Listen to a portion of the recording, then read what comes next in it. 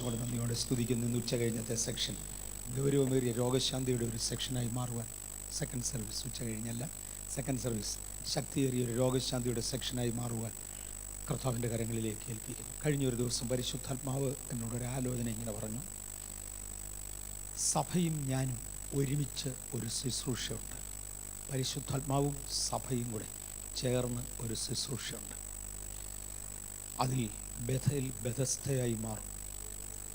Bethel ബെഥസ്തയായി മാറുമെന്നത് കുറഞ്ഞാലും 15 വർഷമായിട്ടുള്ള ദൈവിക വചനത്തിൻ്റെ പ്രസ്താവനയാണ്. അത് മാറുവാൻ ദൈവം ഈ ദിവസങ്ങളിൽ സമയം തുടരുകയാണ്. പരിശുദ്ധാത്മാവും സഭയും ചേർന്ന് ഒരു ശുശ്രൂഷയുണ്ട്. ഞാനതുകൊണ്ട് കഴിഞ്ഞ ആഴ്ചയിൽ അനൗൺസ് ചെയ്തത് ഈ ആഴ്ച മുതൽ എന്തോ എൻ്റെ അകത്തൊരു പ്രത്യേക താല്പര്യം പരിശുദ്ധാത്മാവ് തന്നു. രോഗശാന്തി ആരംഭിക്കുക. ഡിസംബർ 7 മുതലുള്ള സമയം ഒന്നുകൂടെ എടുത്ത് ഡിസംബർ 7 മുതലുള്ള സമയം അതിൻ്റെ അടുത്ത ലെവലിലേക്ക് നമ്മൾ മാറും. എന്നാൽ ഇപ്പോൾ മുതൽ തന്നെ, ഇന്നു മുതൽ തന്നെ രോഗശാന്തിയുടെ കൃപാവരമുള്ളവർ അത് ജ്വലിപ്പിക്കാനായി ഏൽപ്പിക്കപ്പെട്ടാൽ നിങ്ങൾ ഇരിക്കുന്ന ഇടത്തുനിന്ന് കൈ നീട്ടിയാൽ ചില രോഗികൾ സൗഖ്യമാകും. ദൈവകൃപയുടെ വ്യാപാരം ഇവിടെ നടക്കും. നമുക്ക് പ്രാരംഭമായി ദൈവവചനത്തിലൂടെ അല്പസമയം പോകാം. എന്തോ ഒരു നല്ല പതിവായിരിക്കാം ഒന്നാമത്തെ സർവീസിലെടുത്തി അതേ മെസ്സേജ് തന്നെ രണ്ടാമത്തെ സർവീസിലെടുക്കുകയെന്ന്. ദൈവമാണ് മെസ്സേജ് തരേണ്ടത്. അതുകൊണ്ട് വാക്യം ഞാൻ അത് തന്നെ വായിക്കാം. ദൈവാത്മാവ് തരുന്നത് പോലെ മെസ്സേജ് അല്പസ്വല്പം വ്യത്യാസം വന്നാൽ ദാറ്റ്സ് ഫൈൻ. ദൈവാത്മാവാണല്ലോ നമ്മളോട് ഇടപെടേണ്ടത്. ഞാൻ 100-ലധികം പ്രാവശ്യങ്ങളിൽ വായിച്ചിട്ടുള്ള വാക്യമുണ്ട്. പക്ഷേ ഒരിക്കൽ പോലും മെസ്സേജസ് കംപ്ലീറ്റ്ലി പഴയതായിട്ട് വന്നിട്ടില്ല. അതിനങ്ങോട്ടും ഇങ്ങോട്ടും വ്യത്യാസം വരും. പല ഭാഗങ്ങളും ആശയങ്ങളും കോമൺ ആയിരിക്കുമെങ്കിലും മെസ്സേജിന് അങ്ങോട്ടും ഇങ്ങോട്ടുമൊക്കെ വ്യത്യാസം വരും. നമ്മൾ രാവിലെ വായിച്ച വേദം ഫസ്റ്റ് സർവീസിൽ വരാതെ സെക്കൻഡ് സർവീസിൽ മാത്രം വരുന്നവർ എത്ര പേരുണ്ട് ഇതിനകത്ത്? ഞാൻ കൈയൊന്ന് കണ്ടോട്ടെ. Absolute majority. So I'm going to repeat almost everything. അങ്ങനെയാണെങ്കിൽ ഒത്തിരി പേര് ഫസ്റ്റ് സർവീസ് വരാൻ കഴിയാഞ്ഞവർ സെക്കൻഡ് സർവീസിൽ മാത്രം വന്നവരാണ്. അവരുടെ അറിവിനും പരിജ്ഞാനത്തിനും വേണ്ടി ഞാൻ ആ ഭാഗങ്ങൾ എടുക്കും.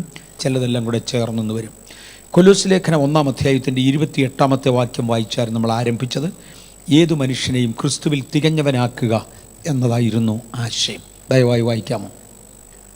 അവനെ ഞങ്ങൾ അറിയിക്കുന്നതിൽ ഏതു മനുഷ്യനെയും ക്രിസ്തുവിൽ തികഞ്ഞവനായി നിർത്തേണ്ടതിന് ഏതു മനുഷ്യനെയും പ്രബോധിപ്പിക്കുകയും ഏതു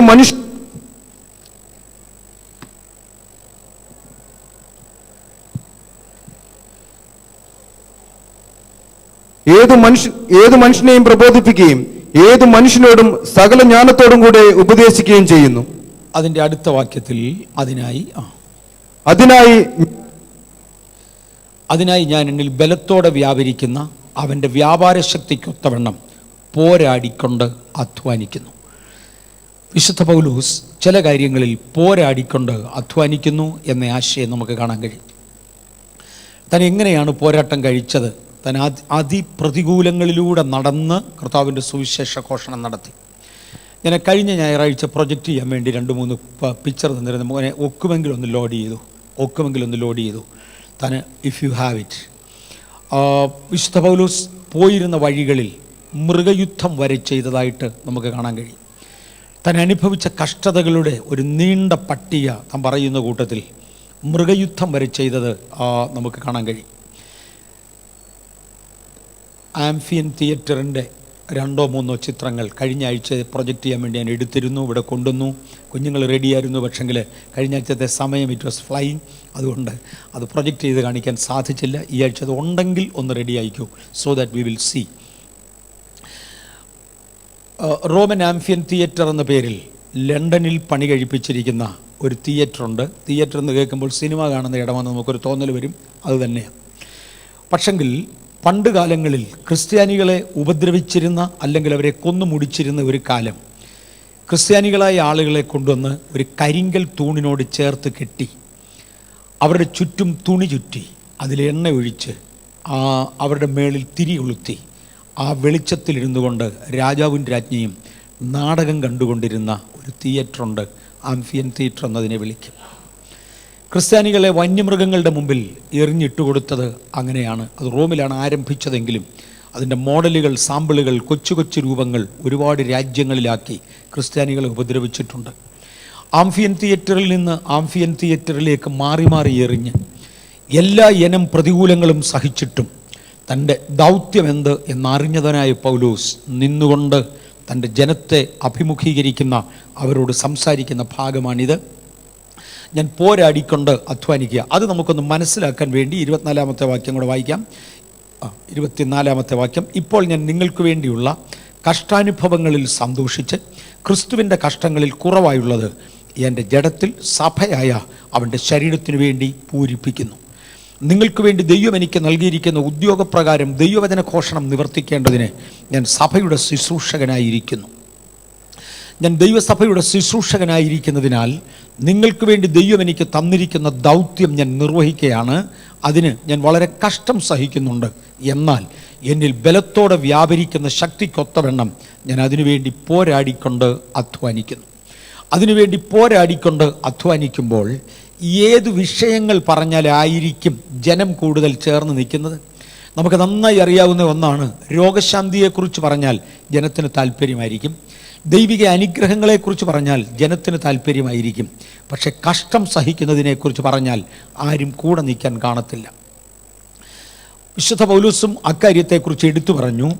ഞാൻ ഏഷ്യയിൽ വന്നപ്പോൾ എല്ലാവരും എന്നെ കൈവിട്ടേച്ചു പോയി. പക്ഷേ ദൈവം മാത്രം എൻ്റെ കൂടെ ഇരുന്നു. വേറൊരൊറ്റ മനുഷ്യൻ എൻ്റെ കൂടെ ഇല്ലായിരുന്നു. ഒറ്റയ്ക്ക് നിന്നുകൊണ്ട് മൃഗയുദ്ധം ചെയ്ത് ജയിക്കുവാൻ കർത്താവ് എനിക്ക് കൃപ തന്നു. ഒറ്റയ്ക്ക് നിന്നുകൊണ്ട് ശത്രുവിനെ ജയിക്കുവാൻ കർത്താവ് എനിക്ക് ബലം തന്നു. എന്നാൽ ഞാൻ വിടാതെ പ്രസംഗിച്ച ഒന്നുണ്ട്, ഏത് പുരുഷനെയും ക്രിസ്തുവിൽ തികഞ്ഞവനാക്കുക. രാവിലത്തെ സെക്ഷനിൽ ഞങ്ങൾ ഇങ്ങനെ ചിന്തിച്ചു വന്നു. പോൾ യോങ് ചൗ തൻ്റെ പ്രസംഗങ്ങളിൽ ഒരിക്കൽ തൻ്റെ പുസ്തകങ്ങളിൽ എഴുതിയിരിക്കുന്ന ഒരാശയമുണ്ട്. യേശുക്രിസ്തുവിന് ആയിരക്കണക്കിന് ഓഫീസുണ്ട്, ഒത്തിരി ഓഫീസുണ്ട്. അതിലൊന്നാണ് രോഗശാന്തി. രോഗസൗഖ്യം കൊടുക്കുന്ന യേശുവിനെ മാത്രം ഉയർത്തിയാൽ രോഗികൾ സൗഖ്യമാകും. കാര്യം കേൾവി വിശ്വാസമായി പരിണമിക്കും. നമ്മുടെ അകത്തേക്ക് കയറുന്ന കേൾവി നമ്മളിൽ വിശ്വാസമായി പരിണമിക്കും. ഈ മരിച്ചവരെ ഉയർപ്പിച്ച ചില പാവപ്പെട്ട കുഞ്ഞുങ്ങൾ, 14 വയസ്സുള്ള ഒരു പെൺകുട്ടിയെ ഞാനതിനകത്ത് കേട്ടിട്ടുണ്ട്. ഞാൻ ഇന്നത് വിശദീകരിക്കാൻ പോവല്ല. ഇന്ന് ജീവനോടിരിക്കുന്ന ഇന്ത്യക്കാരത്തിയായ 14 വയസ്സുള്ള വടക്കേ ഇന്ത്യക്കാരത്തി, ആദിവാസിയായ ഒരു പെൺകുഞ്ഞ് മരിച്ച ആളുകളെ ഉയർപ്പിച്ചു. ആ കുട്ടിയുമായി ഒരു ഇൻ്റർവ്യൂ നടത്തുമ്പോൾ അവൾ പറഞ്ഞത്, ഞാൻ രക്ഷിക്കപ്പെട്ടിട്ട് 5-6 മാസമായി. ഈ 6 മാസം കൊണ്ട് ഞാൻ കേൾക്കുന്ന സകല പ്രസംഗങ്ങളും മരിച്ചവരെ ഉയർപ്പിക്കുന്ന ക്രിസ്തുവിനെ കുറിച്ചാണ്. വേറൊന്നും ഞാൻ കേട്ടിട്ടില്ല, വേറൊരാശയം ഞാൻ കേട്ടിട്ടില്ല. അപ്പോൾ യേശു എന്ന് പറഞ്ഞാൽ മരിച്ചവരെ ഉയർപ്പിക്കുന്ന ആളാണെന്നാണ് എൻ്റെ അകത്തങ്ങ് പതിഞ്ഞത്. അതുകൊണ്ട് ഞാനങ്ങ് പ്രാർത്ഥിച്ചു, മരിച്ചയാളങ്ങ് ഉയർത്തു, അത്ര തന്നെ. ഞാൻ യേശുവിനെ രോഗശാന്തി ചെയ്യുന്നവനായി അവതരിപ്പിച്ചാൽ ആളുകൾ രോഗശാന്തി പ്രാപിക്കും. ഞാൻ യേശുവിനെ ഭൂതശാന്തിയുടെ ആളായി അവതരിപ്പിച്ചാൽ ആളുകൾ ഭൂതശാന്തി പ്രാപിക്കും.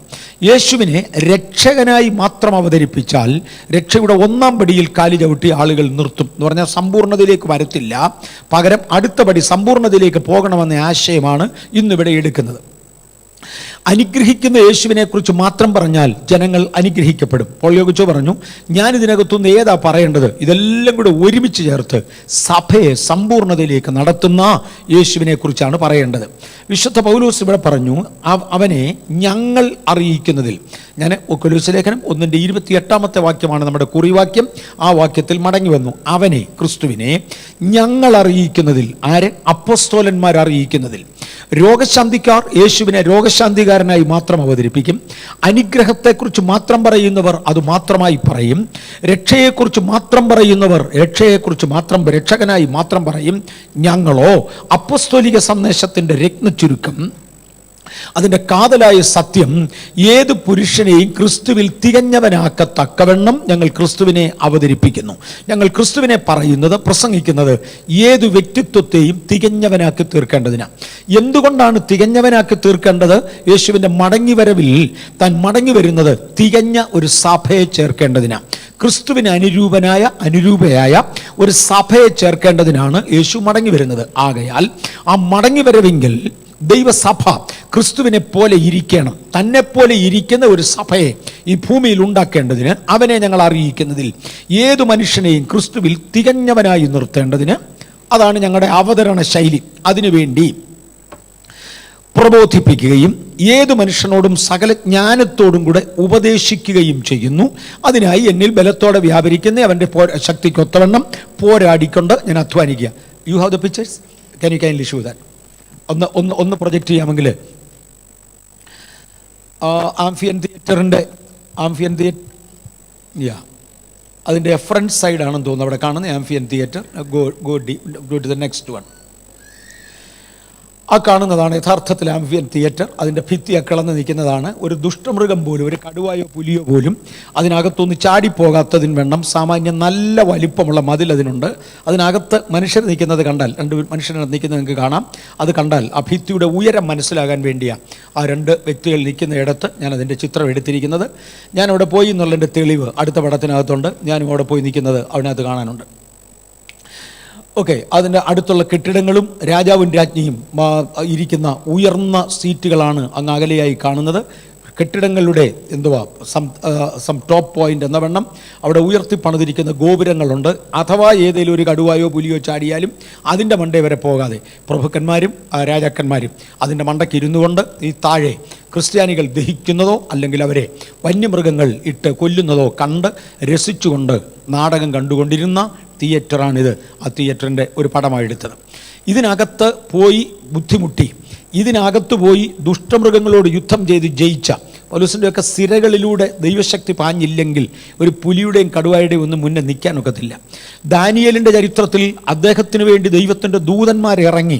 ആ ദൂതന്മാർ ഈ ദുഷ്ടമൃഗത്തിൻ്റെ വായ അടച്ചു. പക്ഷേ പൗലോസിന് അതും സംഭവിച്ചില്ല. താൻ തന്നെ യുദ്ധം ചെയ്ത് ജയിക്കുവാൻ താൻ പറയുന്നൊരു പദമുണ്ട്.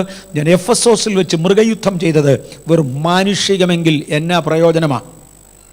ദൈവശക്തി എൻ്റെ മേൽ പകർന്ന് ദുഷ്ടമൃഗങ്ങളെ ജയിക്കത്തക്ക ഒരു ബലം ദൈവം എൻ്റെ ശരീരത്തിൽ പകർന്ന് ഞാൻ അവയോട് യുദ്ധം ചെയ്ത് ജയിച്ചു എന്ന് പറഞ്ഞു. ഞാൻ ഇതിൻ്റെ എല്ലാം നടുവിലും സഭയെ തികഞ്ഞതായി എണ്ണേണ്ടതിന്, സഭയെ ദൈവിക പൂർണ്ണതയിൽ കൊണ്ടുവരേണ്ടതിന് എന്നിൽ വ്യാപരിക്കുന്ന ദൈവിക ബലത്തിൻ്റെ ശക്തിക്കൊത്തവണ്ണം പോരാടിക്കൊണ്ട് അധ്വാനിക്കുക. പോരാടിക്കൊണ്ട് അധ്വാനിക്കുകയാണ് ഞാൻ ഈ കാര്യം ചെയ്യുകയാണ്.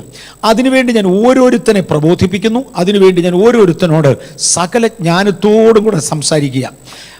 അടുത്ത വാക്യം വായിച്ചു. മത്തായിയുടെ സുവിശേഷം 5:48.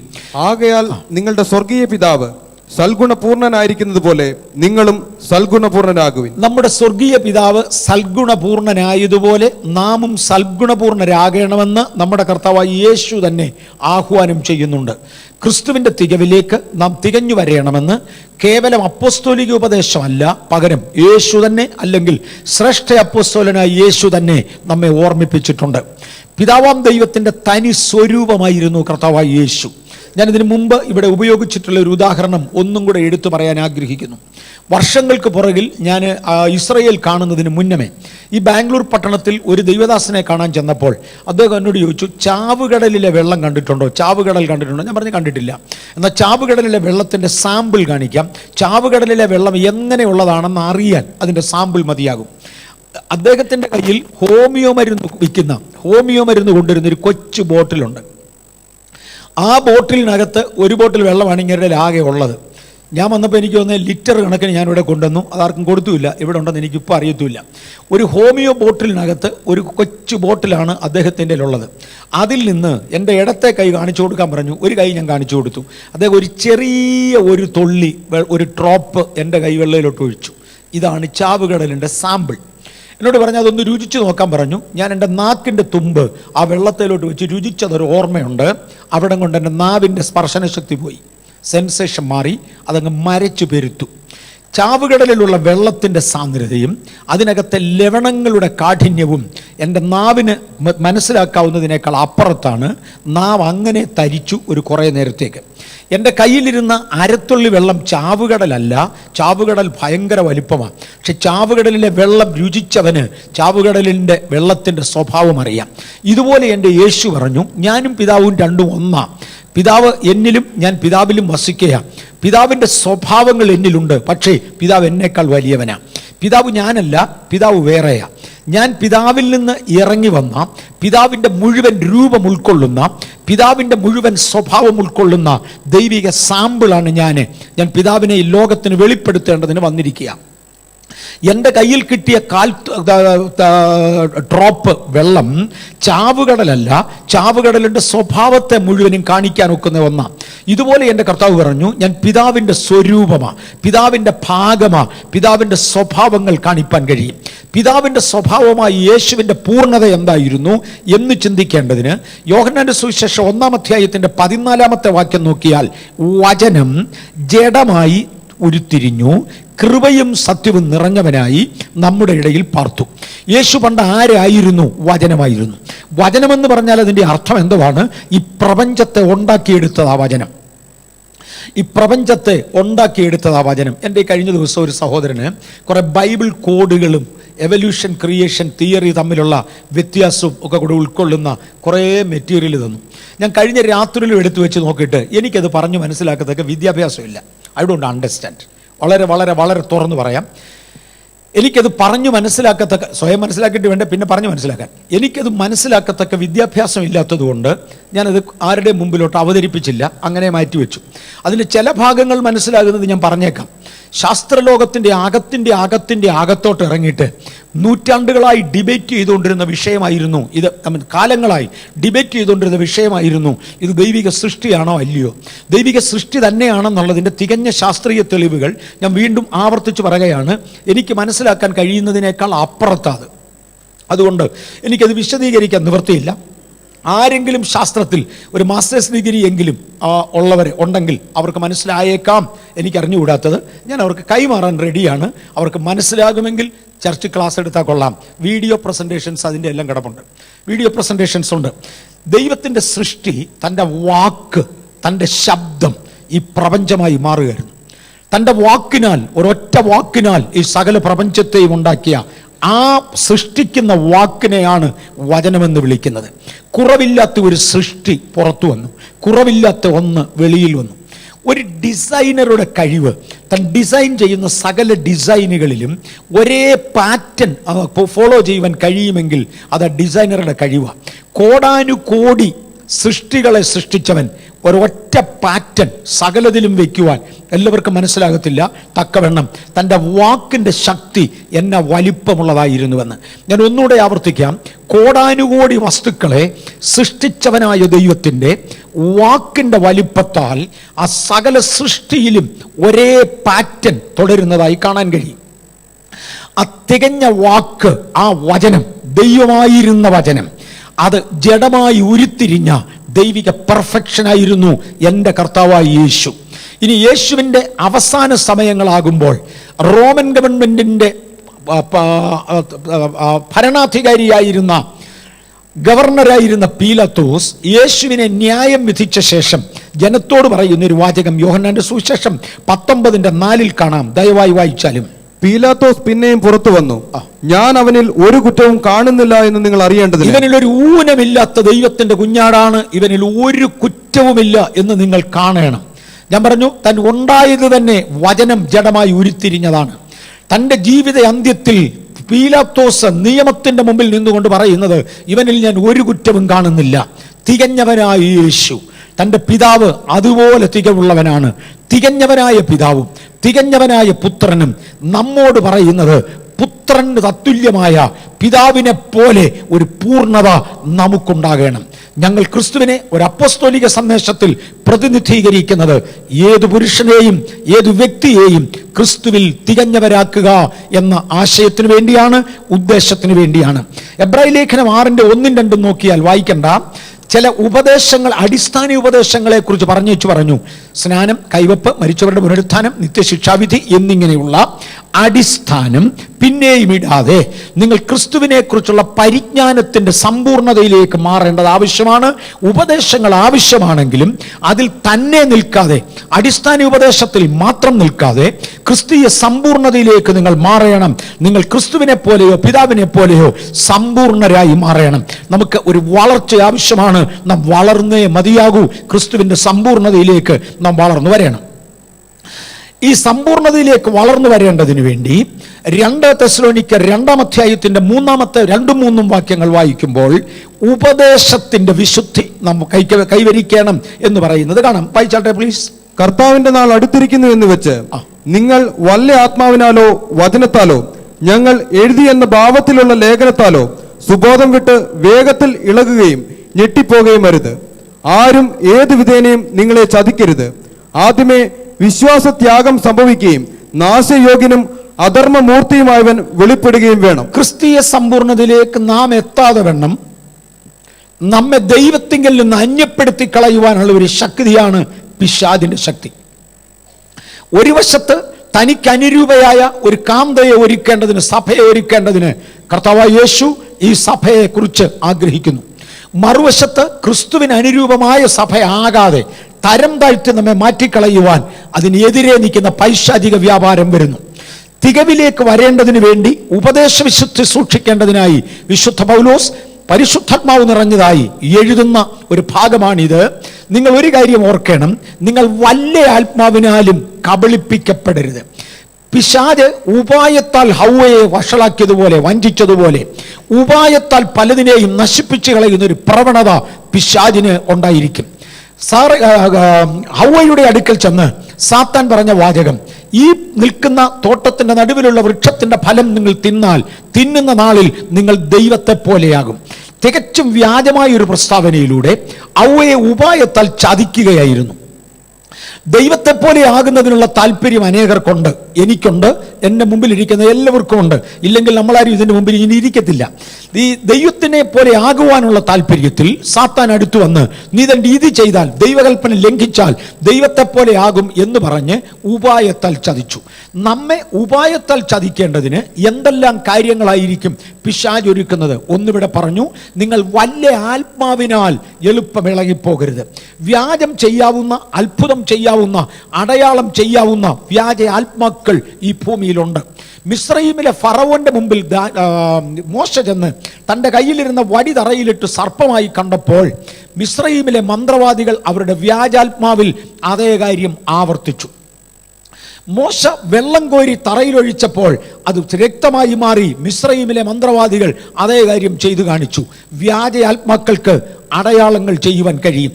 ഭോഷ്ക്ക് വിശ്വസിക്കുമാറ് വ്യാജത്തിൻ്റെ ആത്മാവിനെ ദൈവം ജനത്തിന് കൊടുത്താൽ വ്യാജമായ ആത്മാവിനെ തിരിച്ചറിയാതെ അതിനെ വിശ്വസിച്ചു പോകും. വിശുദ്ധ പൗലോസ് പറഞ്ഞു, നിങ്ങൾ വല്ല ആത്മാവിനാലും ഇളകിപ്പോകരുത്. പിന്നെ വല്ല വചനത്താലും നിങ്ങൾ ഇളകിപ്പോകരുത്. വല്ല വചനവും അതിൻ്റെ അർത്ഥം എന്നാ? ദൈവം ഇപ്രകാരം അരുളി ചെയ്യുന്നുവെന്ന് ആധികാരികമായി പറയുവാൻ കഴിയാത്തവർ ദൈവം ഇപ്രകാരം അരുളി ചെയ്യുന്നെന്ന് ചുമ്മാ അങ്ങ് പറഞ്ഞെന്ന് വരും. ഞാനൊരു നല്ല ഉദാഹരണം ഓർക്കുന്നുണ്ട്. കുന്നുമ്മേലച്ചൻ എന്ന് പറയുന്ന ശ്രേഷ്ഠനായ ഒരു കർത്താവിൻ്റെ ദാസൻ, മാന്യനായ ഒരു കർത്താവിൻ്റെ ദാസൻ ഒരിക്കൽ പറഞ്ഞൊരു ഉദാഹരണമാണ്. കുന്നുമ്മേലച്ചൻ പറഞ്ഞു, അവരുടെയൊക്കെ ജീവിതത്തിൽ അവരെ വിശ്വാസ ജീവിതത്തിന് വേണ്ടി ഇളക്കി വിട്ടതിൽ ഒരാൾ ഡോക്ടർ PG വർഗീസ.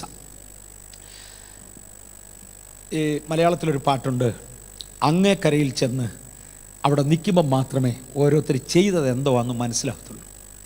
അതുവരെ നമ്മൾ ഓടിയത് എന്തോ ചെയ്തത് എന്തോ എന്ന് അറിയത്തില്ല. ഡോക്ടർ PG വർഗീസ് വടക്കേ ഇന്ത്യയിൽ ഒത്തിരി കാര്യം ചെയ്തു, ദൈവത്തിന് സ്തോത്രം. അദ്ദേഹം തെക്കേ ഇന്ത്യയിൽ ചെയ്തതിനെക്കുറിച്ചാണ് കുന്നുമേലച്ചൻ പറഞ്ഞത്. ആയിരങ്ങളെ കർത്താവിലേക്ക് നടത്തുവാൻ പിന്നെ കുന്നുമേലച്ചനെ ദൈവം ഉപയോഗിച്ചു. അദ്ദേഹത്തെ വിശ്വാസത്തിലേക്ക് കൊണ്ടുവരുവാൻ PG വർഗീസിനെയാണ് ദൈവം ആരംഭത്തെങ്കിലും ഉപയോഗിച്ചത്. പലരെ ഉപയോഗിച്ചു കാണും, അതിൽ അദ്ദേഹം എടുത്തു പറഞ്ഞ ഒന്നാണ്. അപ്പോൾ PG വർഗീസ് എന്തെങ്കിലും പറയുമ്പോൾ തീർത്തു പറയുമായിരുന്നു, ദസ് സേസ് മൈ ബൈബിൾ, എൻ്റെ ബൈബിൾ അങ്ങനെ പറയുന്നു, എൻ്റെ ബൈബിൾ അങ്ങനെ പറയുന്നു, എൻ്റെ ബൈബിൾ അങ്ങനെ പറയുന്നു. ആ പ്രസ്താവന വളരെ ഫലവത്തായി അത് കേട്ടു. കുന്നുമേലച്ചൻ പറഞ്ഞു, വീട്ടിൽ വന്നപ്പോൾ അദ്ദേഹത്തിൻ്റെ മോൻ, ആ മോൻ എന്നെ കേൾക്കുന്നെങ്കിൽ അല്ലെങ്കിൽ അറിയുന്നെങ്കിൽ മോനെ കളിയാക്കാൻ പറയല്ല, കുന്നുമേലച്ചൻ്റെ മോന് വീട്ടിൽ വന്നപ്പോൾ വൈകിട്ട് പറയുകയാണ്, ഇന്ന് വൈകിട്ട് ഐസ്ക്രീം വേണമെന്ന് എൻ്റെ ബൈബിൾ പറയുന്നു. പറ കൊച്ചുകുഞ്ഞ, ഇന്ന് വൈകിട്ട് ഐസ്ക്രീം വേണമെന്ന് എൻ്റെ ബൈബിൾ പറയുന്നു. PG വർഗീസ് ദൈവവചനത്തിലുള്ള യാഥാർത്ഥ്യങ്ങൾ വിളിച്ചു പറയുമ്പോൾ അതിനെ തറപ്പിച്ചും ഉറപ്പിച്ചും പറയുവാൻ ആ പദം ഉപയോഗിച്ചതിനാൽ നിർബന്ധമായും വേണമെന്ന് ആ കുഞ്ഞ് അർത്ഥമാക്കിയത് അതി കഴിഞ്ഞൊന്നുമില്ല. പക്ഷേ അവൻ പറഞ്ഞ വാചകം, ഇന്ന് വൈകിട്ട് ഐസ്ക്രീം വേണമെന്ന് എൻ്റെ ബൈബിൾ പറയുന്നു. പലരും അവരുടെ ആശയങ്ങൾ ദൈവത്തിൻ്റെതായി ചിത്രീകരിക്കും. നിങ്ങൾ വല്ല വചനവും കേട്ട് ഇളകിപ്പോകല്ലേ. ആശയങ്ങൾ ഓരോന്ന് പൊരുളിരിക്കാനാണ് കർത്താവിൻ്റെ കൃപയിൽ ശരണപ്പെടുന്നത്. ഒന്ന്, നിങ്ങൾ വല്ല ആത്മാവിനാലും ഇളകിപ്പോകരുത്. രണ്ട്, നിങ്ങൾ വല്ല വചനവും കേട്ട് ഇളകിപ്പോകരുത്. ദുർഭാഷണത്താൽ സദാചാരം കെട്ടുപോകുന്നു. അങ്ങനൊന്നും അല്ല ഇപ്പം കാര്യങ്ങൾ. ഇങ്ങനെയാണെന്ന് ഒരുത്തൻ അങ്ങോട്ട് പറഞ്ഞാൽ അംഗീകരിക്കാൻ മെനക്കെടരുത്. കാര്യം അത് അംഗീകരിച്ചു പോയാൽ ദൈവത്തിൻ്റെ കൃപയിൽ നിന്ന് നാം വീഴും. വല്ല വചനത്താൽ, 3 ഞങ്ങൾ എഴുതിയെന്ന ഭാവേനയുള്ള ലേഖനത്താൽ നിങ്ങളെ ചതിക്കേണ്ടതിന് വേണ്ടി ഞങ്ങൾ എഴുതാത്ത കാര്യങ്ങൾ, പറയാത്ത കാര്യങ്ങൾ ഞങ്ങൾ എഴുതിയെന്നും പറഞ്ഞുകൊണ്ട് രംഗത്ത് വരും. ഞാൻ ഈ പൊതുസ്ഥലത്ത് പൊതുജനത്തിൻ്റെ മുമ്പിൽ പരസ്യമായി ഒരു കാര്യം ഒന്ന് ഉദാഹരണത്തിന് വേണ്ടി ഓർപ്പിക്കാം. വേദപുസ്തകത്തിൻ്റെ ഒരു വേർഷനിൽ, ന്യൂ അമേരിക്കൻ സ്റ്റാൻഡേർഡ് വേർഷനിൽ, പത്രോസിൻ്റെ ലേഖനത്തിൽ നമ്മുടെ ആരുടെയും ബൈബിളിൽ ഇല്ലാത്ത ഒരു വാക്കൂടെ ചേർത്തിട്ടുണ്ട്. അതിനേക്കാൾ കൂടുതൽ ഡെപ്തിലോട്ട് ഇപ്പോൾ പോകുന്നില്ല, ആരുടെയും മുഖത്ത് കരിയാകാതിരിക്കാൻ. ഈ വിശുദ്ധ ജീവിതത്തിന് വിരോധമായി, അല്ലെങ്കിൽ ദൈവകൃപയിൽ വിശുദ്ധന്മാർ ജീവിക്കുന്ന ജീവിതത്തിന് വിരോധമായി അവർ രണ്ടാം തരത്തിലോട്ട് ഇറങ്ങിയാൽ നല്ലതാണ് എന്ന് വ്യാഖ്യാനിക്കാവുന്ന ചില വാക്കുകൾ തണ്ട് അതിനകത്ത് കിടപ്പുണ്ട്. ആ ഒരു വാക്കെടുത്തുകൊണ്ട് ഇതാണ് ദൈവവചനമെന്ന് പറഞ്ഞ് പറയുന്നവരെ ഞാൻ കണ്ടിട്ടുണ്ട്. ഞാൻ അവരോട് ഇനി അത് ആവർത്തിക്കരുതേ എന്നെനിക്ക് ഒക്കുന്നവരോട് പറഞ്ഞിട്ടുണ്ട്, അല്ലാത്തവരോട് പറഞ്ഞിട്ടില്ല. ഞാനിവിടെ ബൈബിളിനെ കുറിച്ചൊരു ചെറിയ കാര്യം കൂടെ ഓർപ്പിക്കട്ടെ. എൻ്റെ കയ്യിലൊരു പഴയ ബൈബിളുണ്ട്, പഴയ ബൈബിൾ, ഒരു നെൽസൺ ബൈബിളാണ് എൻ്റെ കയ്യിലുണ്ട്. അതിനകത്ത് ഒത്തിരി നോട്ടുകളും കാര്യങ്ങളും ഒക്കെ ഉണ്ട്. ഇനി എവിടെയെങ്കിലും എനിക്ക് അത്ര ബൈബിൾ കിട്ടുകയാണെങ്കിൽ ഞാൻ നോക്കി നടന്ന് വാങ്ങിക്കും. അതങ്ങ് തീരെ കീറി, അതുകൊണ്ട് ഒരു നല്ല ബൈബിളാണ്. അതിനകത്ത് കിങ് ജെയിംസ് വേദപുസ്തകം എങ്ങനെ രംഗത്ത് വന്നു എന്ന് ഒരു ഡിസ്ക്രിപ്ഷൻ കൊടുത്തിട്ടുണ്ട്. ഞാനൊന്ന് ഒരു 5 മിനിറ്റ് ഒന്ന് പോസ് ചെയ്തോട്ടെ ഇത് പറയാൻ വേണ്ടി. ഇംഗ്ലീഷ് വേദപുസ്തകത്തിൽ ഒത്തിരി തർജ്ജമകളുണ്ട്, അതിനകത്ത് പൊതുവെ അംഗീകരിക്കപ്പെടുന്നതും generally known as the authorized version എന്നാണ് കിങ് ജെയിംസിനെ വിളിക്കുന്നത്. Generally known as the authorized version. ആ കിങ് ജെയിംസ് വേർഷൻ ഉണ്ടായി വന്നത് എങ്ങനെയാണെന്നും കൂടെ പറയാൻ പോവാം. ഒരു കാലത്ത് വേദപുസ്തകം വായിക്കുന്നത് തന്നെ നിഷേധിക്കപ്പെട്ടിരുന്നു. വേദപുസ്തകം വായിക്കുന്നവരെ കൊന്നുകളയണം എന്ന് അന്നത്തെ ക്രൈസ്തവ മതം തീരുമാനിച്ചു. അങ്ങനെ ഒത്തിരി പേരെ കൊന്നു. ഇതിൻ്റെ എല്ലാം നടുവിലൂടെ ദൈവവചനം പിന്നെയും വളരുകയും അനേകർ ദൈവവചനം വായിക്കുകയും ചെയ്തു. വായിക്കുവാനുള്ള ഒരു അനുമതി പിന്നത്തേതിൽ ലഭിച്ചു. നിങ്ങൾക്ക് ഓർമ്മ കാണും, 9 വയസ്സുള്ള ഒരു കുഞ്ഞിൻ്റെ മരണമാണ് ബൈബിൾ വായിക്കുവാനുള്ള അനുമതി പരസ്യമായി ലഭിച്ചത്. ഞാനത് പറഞ്ഞത് കേട്ടത് എത്ര പേർ ഓർക്കുന്ന എത്ര പേരുണ്ട്? ഓക്കെ, ഇത്രയും പേർ ഓർക്കുന്നുണ്ട്. 4 യാമങ്ങൾ എന്നുള്ള എൻ്റെ ഒരു പുസ്തകമുണ്ട്. ഒത്താൽ ഒന്നുകൂടെ റീപ്രിൻ്റ് ചെയ്യാൻ, കുറച്ച് കോപ്പി കൂടെ എടുക്കാൻ നോക്കാം, ഒന്നുകൂടെ റീറൈറ്റ് ചെയ്തുകൊണ്ട്. അതേ വിഷയത്തെക്കുറിച്ച് തന്നെ നമ്മൾ പ്രസംഗിച്ചിരിക്കുന്ന ഒരു പ്രസംഗം ഇവിടെ CD ആയി വിൽക്കാനുണ്ട്, 4 യാമങ്ങൾ. ആ 4 യാമങ്ങൾക്കകത്ത് ഒരു 9-കാരൻ കുട്ടിയെക്കുറിച്ച് പറഞ്ഞു. ഒരിക്കൽ മേരി എന്നറിയപ്പെട്ടിരുന്ന, ഇംഗ്ലീഷിലെ പദം പറഞ്ഞാൽ വൃത്തികേടാണ്, അതുകൊണ്ടാണ് ഞാൻ പറയാത്തത്. അവരെ ആ വൃത്തികെട്ട പേരിലാണ് ലോകം അറിഞ്ഞത്. ആ മേരി രാജ്ഞി, രക്തമേരി എന്ന് മാത്രം മലയാളത്തിൽ പറയാം, എന്നറിയപ്പെട്ടിരുന്ന രാജ്ഞി ക്രിസ്ത്യാനിത്വത്തിനും ദൈവജനത്തിനും വിരോധമായി കത്തോലിക്ക സഭയെ സഹായിച്ചുകൊണ്ടിരുന്നു. വേദപുസ്തകം ആരെങ്കിലും വായിച്ചാൽ അവരെ കൊന്നുകളയണമെന്ന കത്തോലിക്ക സഭയുടെ നിയമം അവർ നടപ്പിലാക്കി. അന്ന് ആരെങ്കിലും ബൈബിൾ വായിച്ചാൽ തീയിലിട്ട് ചുടുക എന്ന് രക്തമേരി പരസ്യപ്പെടുത്തി. ക്വീൻ മേരിയുടെ പരസ്യത്തെ തുടർന്ന് പലരെ ചുട്ടുകരിച്ചു. ഒരു 9-കാരനായ കുഞ്ഞിനെ പിടികിട്ടി. ഒരു 9-കാരനായ കുഞ്ഞ് ബൈബിൾ വായിക്കുന്നതായി അറിഞ്ഞു. അവനെ വിസ്തരിക്കുവാൻ കൊണ്ടുവന്ന ജഡ്ജ് ഈ കൊച്ചു കുഞ്ഞിനെ തീയിലിട്ട് കരിക്കുന്നതിൽ ബുദ്ധിമുട്ടി. ഒരു 9 വയസ്സുള്ള കുഞ്ഞെന്ന് പറയുമ്പോൾ ഇതിനകത്ത് അങ്ങനെ 9 കാര്യം ഇരിപ്പുണ്ടോ? 9 years children, anybody here now? മോനെ ഇങ്ങോട്ടൊന്ന് വരാമോ പ്ലീസ്, ഫോർ എ മിനിറ്റ്. നല്ല മോന, ഈ പരുവത്തിലൊരു പുള്ളി, ദൈവം നിന്നെ അനുഗ്രഹിക്കട്ടെ മോനെ, കേട്ടോ, ദൈവം നിന്നെ അനുഗ്രഹിക്കട്ടെ. ഈ പരുവത്തിലൊരുത്തൻ ബൈബിൾ വായിക്കും. നിങ്ങൾ പിള്ളേരൊക്കെ വായിക്കുമോ? ഇതിനേക്കാൾ വലിയൊരു ആ കുഞ്ഞ് നന്നായി ബൈബിൾ വായിക്കാറുണ്ട്. മുന്നിരുന്നു. God bless you, thank you so much. ഇരുന്നു. ജഡ്ജിന് അവനെ ഒറ്റയടി തീയിലോട്ടിട്ട് ചുട്ടുകരിക്കാൻ പ്രയാസമായി. അതുകൊണ്ട് ജഡ്ജ് പറഞ്ഞു, ഞാൻ ഇവന് 1 മാസത്തെ അവധി അനുവദിക്കുക. ഇന്നു മുതൽ 1 മാസത്തിനകം ഇവൻ തിരിച്ച് ഇവിടെ വന്ന് ഹാജരായി ഇനി മേലാൽ ബൈബിൾ വായിക്കുകയില്ല എന്ന് പ്രോമിസ് ചെയ്യണം. ചെയ്യുന്നില്ലെങ്കിൽ അവനെ ചുട്ടുകരിക്കും. അവൻ്റെ അമ്മയ്ക്കും അപ്പനും അവനെ കൊണ്ട് ബൈബിൾ വായിക്കപ്പിക്കത്തില്ല എന്ന തീരുമാനം എടുപ്പിക്കുവാനുള്ള ഉത്തരവാദിത്വം കൊടുത്തു. പക്ഷെ കൊച്ചൻ ബൈബിൾ വായിക്കാൻ തീരുമാനിച്ചതുകൊണ്ട് ഇനിയും രക്തമേരിക്ക് പിടികൊടുക്കാതിരിക്കാൻ വീട് വിട്ട് ഒളിച്ചോടി. കൊച്ചൻ ഒളിച്ചോടി എന്നറിഞ്ഞ ജഡ്ജ് മാതാപിതാക്കളെ വിളിപ്പിച്ച് കുഞ്ഞിനെ തിരിച്ചു കൊണ്ടുവരുന്ന് ഹാജരാക്കുകയും ബൈബിൾ വായിക്കുകയില്ല എന്ന് 30 ദിവസത്തിനകം പ്രോമിസ് ചെയ്യുകയും ചെയ്തില്ലെങ്കിൽ മാതാപിതാക്കളെയും സഹോദരങ്ങളെയും കൊന്നുകളയും എന്ന് വിളംബരം ചെയ്യുകയും ചെയ്തു. കുഞ്ഞിനെ തേടി അപ്പൻ തെരുക്കളിലൂടെ അലഞ്ഞു. കുഞ്ഞിൻ്റെ പേരും വിളിച്ചുകൊണ്ട് തെരുവിലൂടെ നടന്ന അപ്പനെ കണ്ട് പെട്ടെന്ന് കുഞ്ഞ് അപ്പൻ്റെ മുമ്പിൽ പ്രത്യക്ഷനായി. കുഞ്ഞിനോട് അപ്പൻ പറഞ്ഞു, മോനെ, നീ വന്ന് അത് കോടതിയുടെ മുമ്പിൽ പറയുന്നില്ലെങ്കിൽ എന്നെ കൊല്ലും, നിൻ്റെ അമ്മയെ കൊല്ലും, സഹോദരങ്ങളെ കൊല്ലും, നമ്മളെ എല്ലാവരെയും കരിച്ചു കളയും. അതുകൊണ്ട് നീ കോടതിയുടെ മുമ്പിൽ വന്ന് ഇനി ബൈബിൾ വായിക്കുകയില്ല എന്ന് പറഞ്ഞേ മതിയാകൂ. ആ കൊച്ചൻ പറഞ്ഞു, അതാണ് പ്രശ്നമെങ്കിൽ നിങ്ങളെ ആരെയും പിടിപ്പിക്കുന്നില്ല, ഞാൻ തന്നെ കോടതിയെ കണ്ടോളാം. അദ്ദേഹം കോടതിയിൽ നേരിട്ട് ഹാജരാകുകയും ബൈബിൾ വായിക്കുന്ന കുറ്റത്തിന് ശിക്ഷിക്കപ്പെടുമെന്നതിനാൽ ഭയന്ന് ഒളിച്ചോടിയാൾ ഞാനാണ്, ഇപ്പോൾ ഞാൻ സ്വയം വരികയാണ്, പക്ഷേ ബൈബിൾ വായിക്കും എന്നറിയിക്കാൻ വേണ്ടി വന്നിരിക്കുകയാണ്, നിങ്ങൾ കരിച്ചോളാൻ പറഞ്ഞു. നേരെ പിടിച്ച് ജയിലിലാക്കി. അവനെ കരിക്കേണ്ട ദിവസം 1 മാസം തികയുന്ന അന്ന് ലണ്ടൻ പട്ടണത്തിൽ, മുമ്പേ നമ്മൾ കണ്ടു ആംഫിയൻ തിയേറ്റർ, അതുപോലുള്ള ഒന്നിനകത്തേക്ക്, ഒരു മൈതാനത്തിൻ്റെ മധ്യഭാഗത്താണത്, അതുപോലുള്ള ഒന്നിലേക്ക് അവനെ കൊണ്ടുവന്ന് അവൻ്റെ കാലുകൾ കെട്ടി. അന്നത്തെ പോപ്പിൻ്റെ പ്രത്യേക ആജ്ഞയായിരുന്നു, വേദപുസ്തകം വായിക്കുന്ന കുറ്റത്തിന് ആരെയെങ്കിലും ചുട്ടുകരിക്കുന്നെങ്കിൽ തുരുമ്പിച്ച ചങ്ങലകൾ കൊണ്ട് മാത്രമേ അവനെ കെട്ടാവൂ, പുതിയതും നല്ലതും അവന് കൊടുക്കരുത്. അങ്ങനെ തുരുമ്പിച്ച ചങ്ങല കൊണ്ട് അവൻ്റെ കാൽ ഒരു കൊച്ചു തൂണിനോട് ചേർത്ത് കെട്ടി. ജഡ്ജ് അവസാനമായി അവനെ വിടുവിക്കേണ്ടതിന് വേണ്ടി ചെയ്തത് ഇങ്ങനെയാണ്, അവന് വട്ടത്തിൽ വിറകടുക്കി, പക്ഷേ അവൻ്റെ നെഞ്ചിന് താഴെ വരെ മാത്രം, വയറ് മൂടുന്നത് വരെ മാത്രം വിറകടുക്കി. അവൻ്റെ തൊട്ടു മുമ്പിൽ അവന് കാണത്തക്കതുപോലെ അവൻ വായിച്ചിരുന്ന ബൈബിൾ വെച്ചു. എന്നിട്ട് പറഞ്ഞു, ഒരു സൈഡിൽ തീ കൊളുത്തുക. തീ കത്തി അവൻ്റെ അടുക്കലേക്ക് വരുമ്പോൾ തീയുടെ പുകയും ചൂടും എല്ലാം കൂടെ അടിക്കുമ്പോൾ കുഞ്ഞാകെ വെപ്രാളപ്പെടും. വെപ്രാളപ്പെടുന്ന സാഹചര്യത്തിൽ മേലിൽ ഇത് വായിക്കയില്ലെന്ന് പറഞ്ഞുകൊണ്ട് ഈ ബൈബിൾ എടുത്ത് എരുതിയിലേക്ക് നീ ഇട്ടാൽ അവിടുന്ന് ഫയർ എഞ്ചിനുകൾ നിന്നെ രക്ഷിക്കും, വെള്ളമടിച്ച് തീ കെടുത്തി നിന്നെ കരയ്ക്ക് കയറ്റും, അതുകൊണ്ട് നിനക്ക് ഒടുവിലത്തെ അവസരമുണ്ടെന്ന് പറഞ്ഞു.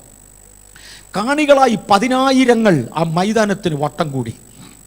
അവൻ്റെ അപ്പനും അമ്മയും സഹോദരങ്ങളും അവനെ എങ്ങനെയെങ്കിലും ഇതിൽ നിന്ന് പിന്തിരിപ്പിക്കുവാൻ, അവൻ്റെ കൈകൊണ്ട് ബൈബിൾ എടുത്ത് തീക്കത്തിടിയിപ്പിക്കുവാൻ ശ്രമിച്ചുകൊണ്ട് അവൻ മാറി നിന്നു. അവരെല്ലാവരും നിൽക്കുമ്പോൾ ചെതയുടെ ഒരു ഭാഗത്ത് അറ്റത്ത് തീ വെച്ചു. തീയുടെ ചൂടായി വരുമ്പോൾ ഇനി അധിക സമയം ബാക്കിയില്ല എന്ന പൈതലിന് ബോധ്യമായപ്പോൾ അവൻ പെട്ടെന്ന് അവൻ്റെ മൂത്ത സഹോദരനെ നോക്കി ഇങ്ങനെ വിളിച്ചു പറഞ്ഞു, അച്ചാച്ചാ, ഞാൻ അക്കരയ്ക്ക് പോകുകയാ, ഞാൻ ഇന്ന് നിത്യതയിലേക്ക് പ്രവേശിക്കുക. അച്ചാച്ചാ, നീയും താമസിക്കാതെ അവിടെ വരണം. നീ അവിടെ വരുമ്പോൾ ഒറ്റയ്ക്ക് വരല്ലേ, നിൻ്റെ കൂടെ ഒരു കൂട്ടം ആളുകളെ കൂടെ കൊണ്ടുവരണം. ഒരു കൂട്ടം ആളുകളെ കൊണ്ടുവരണമെങ്കിൽ ആകെ മാർഗം ഈ ബൈബിളാണെന്ന് പറഞ്ഞുകൊണ്ട്, ഇതാ ഈ ബൈബിൾ നിൻ്റെ കയ്യിൽ ഇരിക്കട്ടെന്ന് പറഞ്ഞ് തൻ്റെ മുമ്പിലിരുന്ന ബൈബിൾ എത്തിയെടുത്ത് ഒരൊറ്റ ഏറെറിഞ്ഞു തൻ്റെ ജ്യേഷ്ഠ സഹോദരന് നേരെ. ഞാനിവിടെ കത്തിത്തീരട്ടെ, നീ ഈ ബൈബിൾ മുഖേന ഒരു പറ്റം ആളുകളുമായി നിത്യതയിൽ എത്തണം, അക്കരെ വെച്ച് കാണാം എന്ന് പറഞ്ഞു. ആ കുഞ്ഞ് കത്തി മരിക്കുമ്പോൾ ലണ്ടൻ പട്ടണത്തിൻ്റെ നല്ല മനസ്സാക്ഷി കത്തിത്തീരുകയായിരുന്നു. വലിയ വിപ്ലവം രാജ്യത്ത് മുഴുവനും സ്റ്റാർട്ട് ചെയ്തു. ബൈബിൾ വായിപ്പാൻ അനുവാദം കൊടുത്തേ മതിയാകുമെന്നായി. ചുരുക്കട്ടെ, അന്നേക്ക് 7ാമത്തെ ദിവസം രക്തമേരി സ്ഥാനഭ്രഷ്ടയായി. തൻ്റെ ഭർത്താവ് സ്ഥാനം ഏറ്റെടുക്കുകയും ബൈബിൾ വായിക്കുവാൻ വെർബലായ ഒരു അനുമതി കൊടുക്കുകയും ചെയ്തു. ജനങ്ങൾ നിർത്തിയില്ല. അവർ പറഞ്ഞു, വെർബലായ അനുമതി കൊണ്ട് പോരാ, ഇത് എഴുതി തന്നേ മതിയാകുള്ളൂ, ഇല്ലെങ്കിൽ നാളെ ഇത് ക്യാൻസൽ ചെയ്ത് കളയും. അങ്ങനെ 10ാം ദിവസം, കുഞ്ഞു മരിച്ചതിൻ്റെ 10ാമത്തെ ദിവസം രാജാവും സ്ഥാനഭ്രഷ്ടനായി. ലണ്ടനിൽ ബൈബിൾ വായിക്കുവാനുള്ള അനുമതി രേഖാമൂലം പ്രസിദ്ധമാക്കപ്പെട്ടു. ഞാൻ മുന്നോട്ട് വന്നുകൊണ്ടിരിക്കുകയാണ്. വേദപുസ്തകത്തെ ചോദ്യം ചെയ്തിരുന്ന ഒരു കാലമുണ്ട്. എന്നാൽ അവിടുന്ന് വേദപുസ്തകം പിന്നെയും പരക്കാൻ തുടങ്ങി. വേദപുസ്തകം എനിക്കും നിങ്ങൾക്കും ലഭിക്കത്തക്കതുപോലെ ഇന്നത്തെ രൂപത്തിൽ നമ്മുടെ കയ്യിൽ എത്തി. ഓക്കെ, ഇതോടുകൂടെ അനേകർ വേദപുസ്തകം തർജ്ജമ ചെയ്യാൻ തുടങ്ങി. ഇതിനകത്ത് ബിസിനസ് ഉണ്ട്, ഒരുപാട് കാര്യങ്ങളുണ്ട്. എല്ലാം ദൈവകൃപ തന്നെയൊന്നും അല്ല. ഇത് പ്രിന്റ് ചെയ്ത് പബ്ലിഷ് ചെയ്യാൻ അനുവാദമായതോടുകൂടെ പലരും ഇതുകൊണ്ട് കാശുണ്ടാക്കി, ഇതുകൊണ്ട് ജീവിക്കാൻ പലരും തയ്യാറായി. ആ കൂട്ടത്തിൽ ഒരു കൂട്ടം ബിഷപ്പന്മാർ അവരവരുടെ സഭകളിൽ നിലനിൽക്കുന്ന അനാചാരങ്ങൾ പുറത്തു കൊണ്ടുവരാനും തീരുമാനിച്ചു. ഏതായാലും ബൈബിൾ 100 പേര് തർജ്ജമ ചെയ്യുക, എന്നാൽ പിന്നെ എനിക്കും കൂടെ എഴുതുക ഒരു തർജ്ജമ. അങ്ങനെ ഓരോ ബിഷപ്പന്മാർ അവരുടെ സ്വന്തം ഇഷ്ടങ്ങൾക്ക് വേണ്ടി അവരവരുടെ പ്രമാണങ്ങൾ അല്ലെങ്കിൽ അവരവരുടെ സഭകളിൽ ആചരിച്ചു വന്ന ആചാരങ്ങൾ ബൈബിളിൻ്റെ കൂടെ കൂട്ടിച്ചേർത്തു പുറത്തു വന്നു. ഇങ്ങനെ ബൈബിൾ പല തരത്തിലായി. എല്ലാ ബൈബിളും ഒരുപോലല്ല, ബൈബിളുകൾ പല തരത്തിലായി, പലതിലെ വാചകങ്ങൾ പലതായി. അങ്ങനെയാണ് 15ാമത്തെ നൂറ്റാണ്ടിൻ്റെ അവസാനത്ത് 16ാം നൂറ്റാണ്ടായപ്പോഴത്തേക്കും ജെയിംസ് മഹാരാജാവ് ഈ ലണ്ടൻ ഭരിക്കുമ്പോൾ ഒത്തിരി ഇനം ബൈബിളുകൾ, ഒന്നിനകത്ത് പറയുന്നതല്ല വേറൊന്നിനകത്ത്, അതിനകത്ത് എഴുതിയ പോലല്ല ഇതിനകത്ത്, ഇത് തമ്മിൽ വ്യത്യാസമായതോടെ ജെയിംസ് മഹാരാജാവ് ഒരു തീരുമാനമെടുത്തു, ബൈബിളിന് ഒരു യുണിക് വേർഷൻ വേണം. അവനവൻ്റെ ഇഷ്ടത്തിനനുസരിച്ച് കാട്ടിക്കൂട്ടിയതിനെ ബൈബിൾ എന്ന് വിളിക്കാതെ യഥാർത്ഥ ബൈബിൾ ഏതെന്ന് ജനം അറിയണം. അതിനുവേണ്ടി അദ്ദേഹം 70 ഭാഷാ പണ്ഡിതന്മാരെ വിളിച്ചു. എബ്രായ, ഗ്രീക്ക്, ഇംഗ്ലീഷ് ഈ ഭാഷകൾ അറിയാവുന്ന 70 പേരെ ഒരുമിച്ചിരുത്തിക്കൊണ്ട് എബ്രായ, ഗ്രീക്ക് ഭാഷകളിൽ എഴുതിയിരിക്കുന്ന ബൈബിൾ ഇംഗ്ലീഷിലേക്ക് തർജ്ജമ ചെയ്യുവാൻ അദ്ദേഹം ആവശ്യപ്പെട്ടു. എനിക്ക് കിട്ടിയിരിക്കുന്ന റിപ്പോർട്ട് അനുസരിച്ച്, ആ ലേഖനം അനുസരിച്ച്, ഈ 70 വ്യക്തികളോട് അദ്ദേഹം പറഞ്ഞു, നിങ്ങൾക്ക് ഓരോരുത്തർക്കും 70 പേര് വീതമുള്ള ഒരു ടീം തിരഞ്ഞെടുക്കാം. ഒന്ന് കേട്ടോണം ശരിക്ക്. 70 പേരെ അദ്ദേഹം വിളിച്ചു നിർത്തി. എന്നിട്ട് പറഞ്ഞു, 70 പേരോട് പറഞ്ഞു, നിങ്ങൾ ടീം ലീഡേഴ്സ് ആയിരിക്കും. നിങ്ങളിൽ ഓരോരുത്തരും 70 ആളുകളെ വീതം വിളിച്ച് നിങ്ങളുടെ കൂടെ കൂട്ടാം. എന്നിട്ട് 70 വ്യത്യസ്ത സ്ഥലങ്ങളിലിരുന്ന് വേദപുസ്തകത്തിൻ്റെ ഒറിജിനൽ സ്ക്രിപ്റ്റ് തരാം, അത് നിങ്ങൾ തർജ്ജമ ചെയ്യണം. അങ്ങോട്ടും ഇങ്ങോട്ടും ഈ 70 പേർക്ക് കൂടി ആലോചിക്കാൻ 2 ഗ്രൂപ്പുകൾ കന്യോന്യം ക്രോസ് കമ്മ്യൂണിക്കേറ്റ് ചെയ്യാൻ ഒക്കത്തില്ല. അതായത് ഇവിടുത്തെ ബിഷപ്പിന് ആവശ്യമുള്ളത് അങ്ങപ്പുറത്ത് എഴുതാൻ ഒക്കത്തില്ല. അതുകൊണ്ട് ഒറിജിനൽ സ്ക്രിപ്റ്റിൽ നിന്നും നിങ്ങൾ 70 പേർ ഇവിടെ 70 സ്ഥലങ്ങളിലായിരുന്ന് നിങ്ങൾ ബൈബിൾ തർജ്ജമ ചെയ്യണം. നിയമിക്കപ്പെട്ട പരിധി തീരുമ്പോൾ ഈ 70 ഗ്രൂപ്പുകളെ 7 49 490 വ്യക്തികളെ, അവരുടെ 70 ലീഡേഴ്സിനെയും ഒരുമിച്ച് ഒരു സ്ഥലത്ത് കൊണ്ടുവരും. അവിടെ വെച്ച് 70 വേർഷൻസ് ആണല്ലോ ഇപ്പോൾ ഉണ്ടാക്കാൻ പോകുന്നത്. ഈ 70 വേർഷനും ക്രോസ് എക്സാമിൻ ചെയ്യും. ഏതെങ്കിലും ഒരു വേർഷനകത്ത് ആരുടെയെങ്കിലും ചിന്താഗതി കയറ്റുകയോ ഒറിജിനൽ സ്ക്രിപ്റ്റിൽ നിന്ന് മാറുകയോ ചെയ്തു എന്നറിഞ്ഞാൽ ആ 71 പേരുടെ തലവെട്ടിക്കളി. രാജാക്കന്മാരുടെ പരിപാടി ഇതൊക്കെയാണ്. എന്നിട്ട് ആ 70 വന്ന ശേഷം ബാക്കി തീരുമാനമെടുക്കും. ഏതെങ്കിലും ഒരു ഗ്രൂപ്പ് ഇതിനകത്ത് കാപട്യം കാണിച്ചു എന്ന് കണ്ടാൽ ആ 71 പേരുടെയും തലവെട്ടിക്കളയും. ഈ തീരുമാനത്തോടുകൂടെ 70 ഗ്രൂപ്പുകളുടെ കയ്യിൽ ഒറിജിനൽ സ്ക്രിപ്റ്റ് കൈമാറുകയും അവർക്ക് തർജ്ജമ ചെയ്യുവാൻ അവസരം കൊടുക്കുകയും ചെയ്തു. 70 ഗ്രൂപ്പുകളും മാറിയിരുന്ന് അവരവരുടെ സ്ഥലങ്ങളിലിരുന്ന് അത് തർജ്ജമ ചെയ്തു കൊണ്ടുവന്നപ്പോൾ തമ്മിൽ വ്യത്യാസങ്ങൾ വലുതായിട്ടില്ല. വാക്കുകൾക്ക് അങ്ങോട്ടും ഇങ്ങോട്ടും വ്യത്യാസം കണ്ടേക്കാം, ഗ്രാമറിന് വ്യത്യാസം കണ്ടേക്കാം, വാചക ശൈലിക്ക് വ്യത്യാസം കണ്ടേക്കാം. അർത്ഥത്തിനോ ആശയത്തിനോ വ്യത്യാസമില്ലാത്ത 70 സ്ക്രിപ്റ്റുകൾ ഒരുമിച്ച് വന്നു. വീണ്ടും അദ്ദേഹം അതിനകത്തുനിന്ന് 70 പേരെ തിരഞ്ഞെടുത്ത് ഇതിലെ ഏറ്റവും യുക്തമായ ഭാഷാ ശൈലിയിൽ എന്ന് പറഞ്ഞാൽ 16-ാം നൂറ്റാണ്ടിലെ ഏറ്റവും മാന്യമായ ഭാഷാ ശൈലിയിൽ നിങ്ങളിത് എഴുതിയാക്കുക എന്ന് പറഞ്ഞു. അങ്ങനെ വെളിയിൽ വന്നതാ കിങ് ജെയിംസ് വെർഷൻ. അതിനെയാണ് കിങ് ജെയിംസ് വെർഷൻ എന്ന് വിളിക്കുന്നത്. മനസ്സിലായോ? അതിൻ്റെ ആധികാരികത എന്നാണെന്ന്.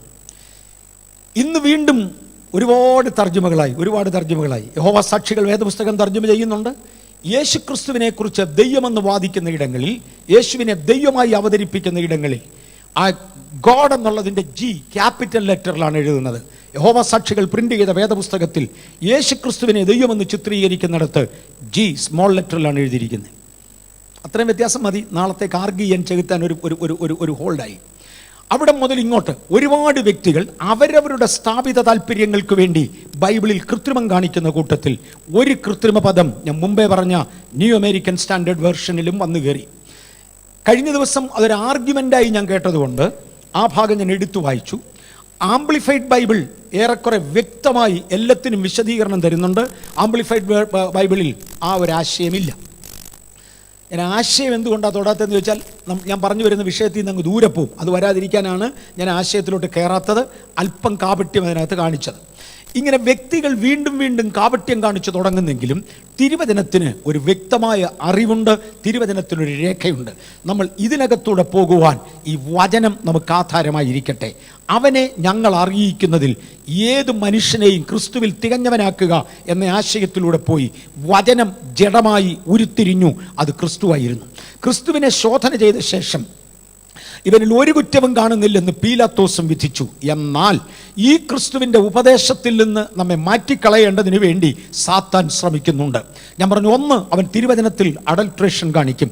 ഞങ്ങൾ എഴുതിയെന്ന ഭാവത്തിലുള്ള ലേഖനം, നമ്മളവിടെയല്ലേ വന്ന് നിന്നത്? ഞങ്ങൾ എഴുതിയെന്ന ഭാവത്തിലുള്ള ലേഖനം. നിങ്ങൾ വല്ല ആത്മാവിനാലും ഇളകിപ്പോകരുത്. വ്യാജാത്മാക്കൾ ലോകത്തിലുണ്ട്. നിങ്ങൾ വല്ല വചനത്താലും ഇളകിപ്പോകരുത്. ദൈവം പറഞ്ഞതല്ലാതെ അവനവൻ പറഞ്ഞു സ്ഥാപിക്കുവാൻ ശ്രമിക്കുന്ന പലതുണ്ട്. ഇതിൽ തെറ്റില്ലെന്ന് എനിക്കറിയാം. ആര് പറഞ്ഞിടൂ തന്നോടങ്ങനെ? അതിപ്പോൾ എൻ്റെ തീരുമാനമാണ്. ഇല്ല, അതൊന്നുമില്ല. ഞാൻ രാവിലെ ഇങ്ങനെ പറഞ്ഞായിരുന്നു, ജോൺ വെസ്ലിയുടെ ഒരു വാചകം, കോടാനുകോടി ജനങ്ങൾ യുഗങ്ങളായി താമസിച്ച് യുഗങ്ങളായി അധ്വാനിച്ച് വളർത്തിക്കൊണ്ടുവന്ന ദൈവത്തിൻ്റെ തിരുസഭയെക്കുറിച്ച് ഒരാശയം പറയാൻ താങ്കൾ ആരാ? സഭയ്ക്ക് സഭയിൽ താങ്കളുടെ സ്ഥാനം എന്തുവാ? ഇതിനകത്തൊന്നുമില്ല. ദൈവസഭയെക്കുറിച്ച് കമന്റ് ചെയ്യുവാൻ പരിശുദ്ധാത്മാവിന് മാത്രമേ കഴിയുകയുള്ളൂ. നിങ്ങൾ വേഗത്തിൽ ഇളകിപ്പോകരുത്. അടുത്തത് വായിച്ചാൽ 2 തെസ്സലോനിക്കർ 2:3. ആരും ഏത് വിധേനയും നിങ്ങളെ ചതിക്കരുത്. ആരും ഏത് വിധേനയും നിങ്ങളെ ചതിക്കരുത്. 3 കാര്യങ്ങളാണ് അദ്ദേഹം അവിടെ എഴുതിയത് ആരംഭമായി. 1, ഏത് വല്ല ആത്മാവിനാലും. 2, വല്ല വചനത്താലും. 3, ഞങ്ങൾ എഴുതിയെന്ന തെറ്റിദ്ധരിപ്പിക്കപ്പെടുന്ന ലേഖനങ്ങളാലും നിങ്ങൾ ഇളകിപ്പോകരുത്. ആരും ഏത് വിധേനയും നിങ്ങളെ വഞ്ചിക്കരുത്. പിന്നെ ആദ്യമേ വിശ്വാസത്യാഗം സംഭവിക്കുകയും നാശയോഗ്യനും അധർമ്മമൂർത്തിയുമായവൻ വെളിപ്പെടുകയും വേണം. ആദ്യമേ വിശ്വാസത്യാഗം സംഭവിക്കണം. വിശ്വാസത്തിൽ നിന്ന് ജനം പിന്മാറും. സത്യവിശ്വാസത്തിൽ നിന്ന് ജനത്തെ പിന്മാറ്റുന്ന ഒരുപാട് കാര്യങ്ങൾ ഉണ്ടാകും. കർത്താവായ യേശു തന്നെ അക്കാര്യം എടുത്തു പറഞ്ഞിട്ടുണ്ട്. മറക്കരുത്, മനുഷ്യപുത്രൻ മടങ്ങി വരുമ്പോൾ ഭൂമിയിൽ വിശ്വാസം കണ്ടെത്തുമോ എന്ന് സംശയിക്കുന്നു. വിവിധ ആത്മാക്കളും വിവിധ വചനങ്ങളും ഉപയോഗിച്ച് സത്യവിശ്വാസത്തിൽ നിന്ന് ജനത്തെ പറിച്ചു മാറ്റുന്ന ഒരു പ്രവണത നടപ്പുണ്ട്. വിശുദ്ധ പൗലോസ് പറഞ്ഞു, ആദ്യമേ വിശ്വാസത്യാഗം സംഭവിക്കുകയും നാശയോഗ്യനും അധർമ്മമൂർത്തിയുമായവൻ അതിൻ്റെ പുറകെ വരികയും വേണം. അധർമ്മമൂർത്തി എന്ന് പറയുന്നത് തൻ്റെ അന്തിക്രിസ്തുവിന്, എതിർ ക്രിസ്തുവിന് കൊടുത്തിരിക്കുന്ന മറ്റൊരു പേരാ. അവനെ തുമ്പുകെട്ട ഇടയൻ എന്നും ബൈബിൾ വിളിക്കുന്നുണ്ട്. സെഖരിയാവിൻ്റെ ലേഖനത്തിൽ അവൻ വരുന്നതിന് മുന്നമേ 1 വിശ്വാസത്യാഗം ഉണ്ടാകണം. ദൈവത്തിൻ്റെ പൈതൽ വിശ്വാസത്തിൽ കത്തി നിൽക്കുന്ന സഭയ്ക്കകത്ത് ഇവന് പ്രവേശിക്കാൻ ഒക്കത്തില്ല. അവന് പ്രവേശനം അനുവദിക്കേണ്ടതിന് വേണ്ടി അവിടെയായി വിശ്വാസത്യാഗം സംഭവിക്കണം. ആദ്യമേ വിശ്വാസത്യാഗം സംഭവിക്കുകയും അധർമ്മമൂർത്തിയും നാശയോഗ്യനുമായവൻ വെളിപ്പെട്ടു വരികയും ചെയ്യും. സെഖരിയാവിന്റെ പുസ്തകത്തിൽ പോകുന്നില്ല. 11:15 വാക്യത്തിൽ ഞാൻ ദേശത്ത് ഒരു തുമ്പുകെട്ട ഇടയനെ കൊണ്ടുവരും. തുമ്പുകെട്ട ഇടയന്റെ പ്രത്യേകത, അവൻ രോഗമായതിനെ ചികിത്സിക്കത്തില്ല. അവൻ കാണാതെ പോയതിനെ അന്വേഷിക്കാൻ പോകത്തില്ല. അവനാകെ നോട്ടമുള്ളത് കൊഴുത്തതിൻ്റെ മാംസം തിന്നുക. ആടുകളുടെ കാര്യമാണ്. കൊഴുത്ത ആടിൻ്റെ മാംസം തിന്നുക. ഇതിൽ കവിഞ്ഞൊന്നും തുമ്പുകെട്ട ഇടയന് കാണത്തില്ല. അവനൊരു ലക്ഷ്യമില്ല. അവൻ്റെ ലക്ഷ്യം പണമാ. മലയാളത്തിലൊരു പഴഞ്ചൊല്ലുണ്ട്, ദീപസ്തംഭം മഹാശ്ചര്യം നമുക്കും കിട്ടണം പണം. അതുണ്ടോ ഞാൻ എന്തിനൊക്കെ വേണമെങ്കിലും കൈയടിക്കാം. അതില്ലയോ ഞാൻ ഒന്നിലും കാണത്തില്ല. ഈ ആടുകളുടെ കാര്യം നോക്കാത്ത, ആടുകളെ പോറ്റിപ്പുലർത്താത്ത, ആവശ്യത്തിന് ആഹാരം കൊടുക്കാത്ത ഒരു തലമുറ. ഒരിക്കൽ ആത്മീയ അനുഭവങ്ങൾ വർദ്ധിച്ചു വരുന്നതോടുകൂടെ നാമധേയമായ കൂട്ടങ്ങൾ വിട്ട് ആളുകൾ ആത്മീക ശുശ്രൂഷയുടെ പിന്നാലെ വന്നുകൊണ്ടിരുന്ന ഒരു സാഹചര്യത്തിൽ ഞാൻ 10-20 വർഷമായി അങ്ങനെയുള്ള കാര്യങ്ങൾ കൂടുതലായി കാണുന്നുണ്ട്. ഒരു പത്രത്തിനകത്ത് ഒരാളൊരു ലേഖനം എഴുതി, നമ്മുടെ ആടുകൾ മുഴുവനും കൂടി ചാടി ഇപ്പം വല്ലോൻ്റെ ഒക്കെ പുറകെ പോകാണ്, കൂടുതൽ അവിടുന്ന് കിട്ടുമെന്നും പറഞ്ഞാൽ പോകുന്നത്. ഞങ്ങളുടെയൊക്കെ കൺവെൻഷൻ വരുന്ന കാര്യത്തെക്കുറിച്ച് എഴുതിയതാണ്. അന്ന് തിരിച്ചൊരാളൊരു ലേഖനം എഴുതിയത് ഓർമ്മയുണ്ട്. ഇത് കൂടി ചാടിയതല്ല, സ്വന്തം കൂട്ടിൽ ആഹാരം ഇല്ലാതെ വന്നതുകൊണ്ട്, വേലി വരെ കടിച്ചു തിന്നിട്ടും ആടിന് നിറയാഞ്ഞതുകൊണ്ട് ആഹാരം തേടി പോകുക സാറേ, നിങ്ങൾ ദൈവവചനം പഠിച്ചേച്ച് വന്നാൽ ആരും പോകുകയില്ല, നിന്നോളുമെന്ന്. അതതിൻ്റെ ഒരു യാഥാർത്ഥ്യമാണ്. ജനത്തിന് ആഹാരം കൊടുക്കാതെ, ആടിന് ആഹാരം കൊടുക്കാതെ ആടിൻ്റെ മാംസം തിന്നുക എന്ന ഏകചിന്തയിൽ വരുന്ന ഒരു കൂട്ടം ഇടയന്മാർ, വേറൊരു ഭാഷയിൽ ധനമോഹികളായ ഒരു കൂട്ടം ഇടയന്മാർ രംഗത്ത് വരും. അല്ലെങ്കിൽ അങ്ങനെ ഒരു ഇടയനെ ഞാൻ നിയമിക്കും. എന്നാൽ നമ്മുടെ കർത്താവുണ്ടല്ലോ, ഒരു നല്ല ഇടയനാണ്, ഒരു തുമ്പുകെട്ട ഇടയനല്ല. വിശ്വാസത്യാഗം സംഭവിക്കും, അധർമ്മമൂർത്തിയായവൻ വെളിപ്പെട്ടു വരും. പക്ഷെ ക്രിസ്തുവിൻ്റെ പൂർണ്ണത നമ്മുടെ ജീവിതത്തിൽ ഉണ്ടാകുവാൻ, ക്രിസ്തുവിന് അനുരൂപരായി നാം മാറുവാൻ ദൈവകരങ്ങളിൽ നമ്മെ ഏൽപ്പിക്കാം. എഫെസ്യ ലേഖനം 4:13 അതിനാവശ്യമായ ഘടകങ്ങൾ കർത്താവ് കരുതി. ഒന്ന് വായിച്ചങ്ങ് വിട്ടേക്കാമോ? 4:13. അത് നാം എല്ലാവരും വിശ്വാസത്തിലും ദൈവപുത്രനെ കുറിച്ചുള്ള പരിജ്ഞാനത്തിലുമുള്ള ഐക്യതയും തികഞ്ഞ പുരുഷത്വവും ക്രിസ്തുവിന്റെ സമ്പൂർണതയായ പ്രായത്തിന്റെ അളവും പ്രാപിക്കുവോളം വിശുദ്ധന്മാരുടെ യഥാസ്ഥാനത്തിനായുള്ള ശുശ്രൂഷയുടെ വേലയ്ക്കും ക്രിസ്തുവിന്റെ ശരീരത്തിന്റെ ആത്മീക വർധനയ്ക്കുമാകുന്നു. ഞാൻ ആ ഭാഗം രാവിലെ ഒന്നുകൂടെ തൊട്ടിരുന്നു, ഇന്നും തൊടാതെ മനസ്സിലാകത്തില്ല. ഒരു വാക്യം മാത്രം എടുത്താൽ, കർത്താവായ യേശു ക്രിസ്തുവിന്റെ മരണസമയം താൻ പാതാള ലോകത്തിലേക്ക് ഇറങ്ങി. വിശുദ്ധന്മാരുടെ ആത്മാക്കൾ പാതാളത്തിൽ തടവിലായിരുന്നവരെ താൻ അവിടെ നിന്ന് തുറന്ന് പുറത്തെടുത്തു. മരിച്ചവരോടും സുവിശേഷം പ്രസംഗിച്ച ശേഷം ബദ്ധന്മാരെ പിടിച്ചുകൊണ്ട് യേശു ഉയരത്തിൽ കയറി. ദോഷികളായ നമുക്ക് വേണ്ടി പിതാവിനോട് നല്ല ദാനം വാങ്ങി. അതാണ് പരിശുദ്ധാത്മാവ്. ആ പരിശുദ്ധാത്മാവ് എന്ന ദാനത്തെ നമുക്ക് വേണ്ടി അയച്ചു തന്ന ചരിത്രമാണ് എഫെസ്യർ 4-ാം അധ്യായം പറയുന്നത്. ആ പരിശുദ്ധാത്മാവിനെ നമുക്ക് വേണ്ടി അയച്ചു തരികയും ആ കൂട്ടത്തിൽ ദൈവം ചിലരെ അപ്പോസ്തലന്മാരായും ചിലരെ പ്രവാചകന്മാരായും ചിലരെ സുവിശേഷകന്മാരായും ചിലരെ ഇടയന്മാരായും അധ്യാപകന്മാരുമായി നിയമിച്ചു. ഇത് എന്തിനു വേണ്ടി ആയിരുന്നുവെന്നാണ് നാം വായിച്ച 13-ാമത്തെ വാക്യം പറയുന്നത്. അത് പരിശുദ്ധാത്മാവിനെ തന്നത്, നിയമനങ്ങൾ സഭയിൽ കൊടുത്തത്, കൃപാവരങ്ങൾ ഇവിടെ പകർന്നത്, നാം എല്ലാവരും ക്രിസ്തുവിന്റെ പ്രായത്തിന്റെ സമ്പൂർണമായ അളവ് പ്രാപിക്കുവോളം വിശുദ്ധന്മാരുടെ യഥാസ്ഥാപനത്തിന്റെ ശുശ്രൂഷയ്ക്ക് വേണ്ടി ആയിരുന്നു എന്നിവിടെ കാണാം. നമ്മെ ദൈവാനുരൂപരാക്കുക എന്നതാണ് പരിശുദ്ധാത്മാവിന്റെ ലക്ഷ്യം. നമ്മെ ദൈവാനുരൂപരാക്കുക എന്നതാണ് വിവിധ ശുശ്രൂഷകളുടെ ഉദ്ദേശം. നമ്മെ ദൈവത്തിന്റെ തുല്യരായി മാറ്റുക, അല്ലെങ്കിൽ ദൈവ അനുരൂപരാക്കി മാറ്റുക എന്നതാണ് ദൈവിക സഭയുടെ ലക്ഷ്യം. ഇതിനു വേണ്ടി ദൈവം സംവിധാനങ്ങളെയാക്കി. നമ്മുടെ സബ്ജക്റ്റ് എന്തുവാണ്? ഏതു പുരുഷനെയും ക്രിസ്തുവിൽ തികഞ്ഞവനാക്കി നിർത്തുക. ഞാൻ പറഞ്ഞു വന്നു, വചനം ജഡമായി അവതരിച്ച് ഇവനിലൊരു കുറ്റവും കാണുന്നില്ലെന്ന് നിയമത്തിന്റെ മുമ്പിൽ സർട്ടിഫൈ ചെയ്ത യേശുവാണ് നമ്മുടെ മാതൃകാ പുരുഷൻ. ആ യേശു പറഞ്ഞു, നിങ്ങളുടെ പിതാവ് സൽഗുണപൂർണനായതുപോലെ നിങ്ങളും സൽഗുണപൂർണരാകുവിൻ. ക്രിസ്തുവിൽ കണ്ട സൽഗുണങ്ങളിലേക്ക് ഞാനും നിങ്ങളും വർദ്ധിച്ചു വരുവാൻ ദൈവം ആഗ്രഹിക്കുന്നു. മറുവശം, അങ്ങനെ ഒരു വ്യക്തി ആകാതിരിക്കുവാൻ പിശാചിനെ കൊണ്ട് ഒക്കുന്നതൊക്കെ അവൻ ചെയ്യും. ഒന്ന്, അവൻ വിശ്വാസത്യാഗം നടത്തും. ആ വിശ്വാസത്യാഗത്തിന് വേണ്ടി പല മാധ്യമങ്ങൾ അവൻ ഉപയോഗിക്കും. അതിലൊന്ന്, വല്ല വചനത്താലോ വല്ല ആത്മാവിനാലോ ഞങ്ങൾ എഴുതിയെന്ന് ഭാവേനയുള്ള ലേഖനത്താലോ നിങ്ങളെ ഇളക്കി മറിച്ചുകൊണ്ട് വിശ്വാസം വിട്ട് ഇളകിപ്പോകത്തക്കവണ്ണം നോക്കും. നിങ്ങൾക്കത് ഉണ്ടാകരുത്. അങ്ങനെ ഇളകിയാൽ മറക്കരുത്, അധർമ്മത്തിന്റെ മൂർത്തിയായവൻ വെളിപ്പെട്ടു വരും. ഇന്ന് കാണുന്ന ആ അല്പാൽപ്പം അധർമ്മം മാറും, അധർമ്മമൂർത്തിയായവൻ വെളിപ്പെട്ടു വരും എന്നൊരാശയം തിരുവചനം പറഞ്ഞു. ഇനിയും 3-ാം ഘടകത്തിലേക്ക് നമ്മൾ പ്രവേശിക്കുകയായിരുന്നു. സഭയെ ക്രിസ്തുവിന് അനുരൂപരാക്കി മാറ്റുവാൻ ക്രിസ്തു എന്തു ചെയ്തു? ഒന്ന്, ക്രിസ്തു നമുക്ക് വേണ്ടി വില മുടക്കി. 2, പരിശുദ്ധാത്മാവിനെയും കൃപാദാനങ്ങളെയും നമുക്ക് തന്നുകൊണ്ട് തലയാകുന്ന ക്രിസ്തുവോളം സകലത്തിൻ്റെയും സമ്പൂർണതയിലേക്ക്, ക്രിസ്തുവിൻ്റെ സമ്പൂർണതയിലേക്ക് നമ്മൾ വരേണ്ടതിനാവശ്യമുള്ള ക്രമീകരണങ്ങൾ ദൈവം സഭയ്ക്ക് വേണ്ടി ചെയ്തു തന്നു. ഇനിയും യാക്കോബിന്റെ ലേഖനം 2:22 വായിച്ചാട്ടെ. യാക്കോബ് 2:22. അവന്റെ പ്രവൃത്തിയോടുകൂടെ വിശ്വാസം വ്യാപരിച്ചു എന്നും പ്രവൃത്തിയാൽ വിശ്വാസം പൂർണ്ണമായി എന്നും നീ കാണുന്നുവല്ലോ. അബ്രഹാമിന്റെ ജീവിതത്തെ എടുത്തുകൊണ്ട് വിശുദ്ധ യാക്കോബ് എഴുതി വെച്ചിരിക്കുന്ന ലേഖനത്തിൽ താൻ പറയുകയാണ്. ഞാനിവിടെ ഒരു കാര്യം കൂടെ ഒരു അക്കാഡമിക് ഇൻട്രസ്റ്റിന് വേണ്ടി പറയാം. അപ്പോസ്തലന്മാരുടെ കൂട്ടത്തിൽ പ്രധാനമായും 3 പേരെ തൂണുകളായി എണ്ണിയിരുന്നു എന്ന് കാണാൻ കഴിയും. 3 അപ്പോസ്തലന്മാരെ തൂണുകളായി, ഏറ്റവും പ്രധാനികളായി എണ്ണിയിരുന്നു. ആരൊക്കെയായിരുന്നു ഓർക്കുന്നുണ്ടോ? 1-ാമത്തെ യാക്കോബ് അപ്പോസ്തലനാ. അദ്ദേഹത്തിൻ്റെ ലേഖനത്തിൽ നിന്നാണ് നമ്മൾ ഈ വായിക്കുന്നത്. യേശുക്രിസ്തുവിൻ്റെ സഹോദരനോ കസിനോ ആയിരുന്നു.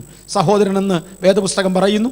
റോമൻ കാതോലിക് സഭ അതിനെക്കുറിച്ച് പഠിപ്പിക്കുന്നത് കന്യമറിയയ്ക്ക് 2ാമതൊരു കുഞ്ഞില്ലായിരുന്നതിനാൽ ഇത് യേശുവിൻ്റെ കസിൻസിനെ കുറിച്ച് പറയുന്നു എന്നാണ്. എനിക്കതിനെക്കുറിച്ച് തീർത്തു പറയാൻ യാതൊരു ആധികാരികതയുമില്ല. കാര്യം കസിൻസിനെയും സഹോദരന്മാർ എന്ന് തന്നെ ബൈബിൾ വിളിച്ചു. എനിക്കതിനേക്കാൾ കൂടുതൽ അറിയാൻ വയ്യ.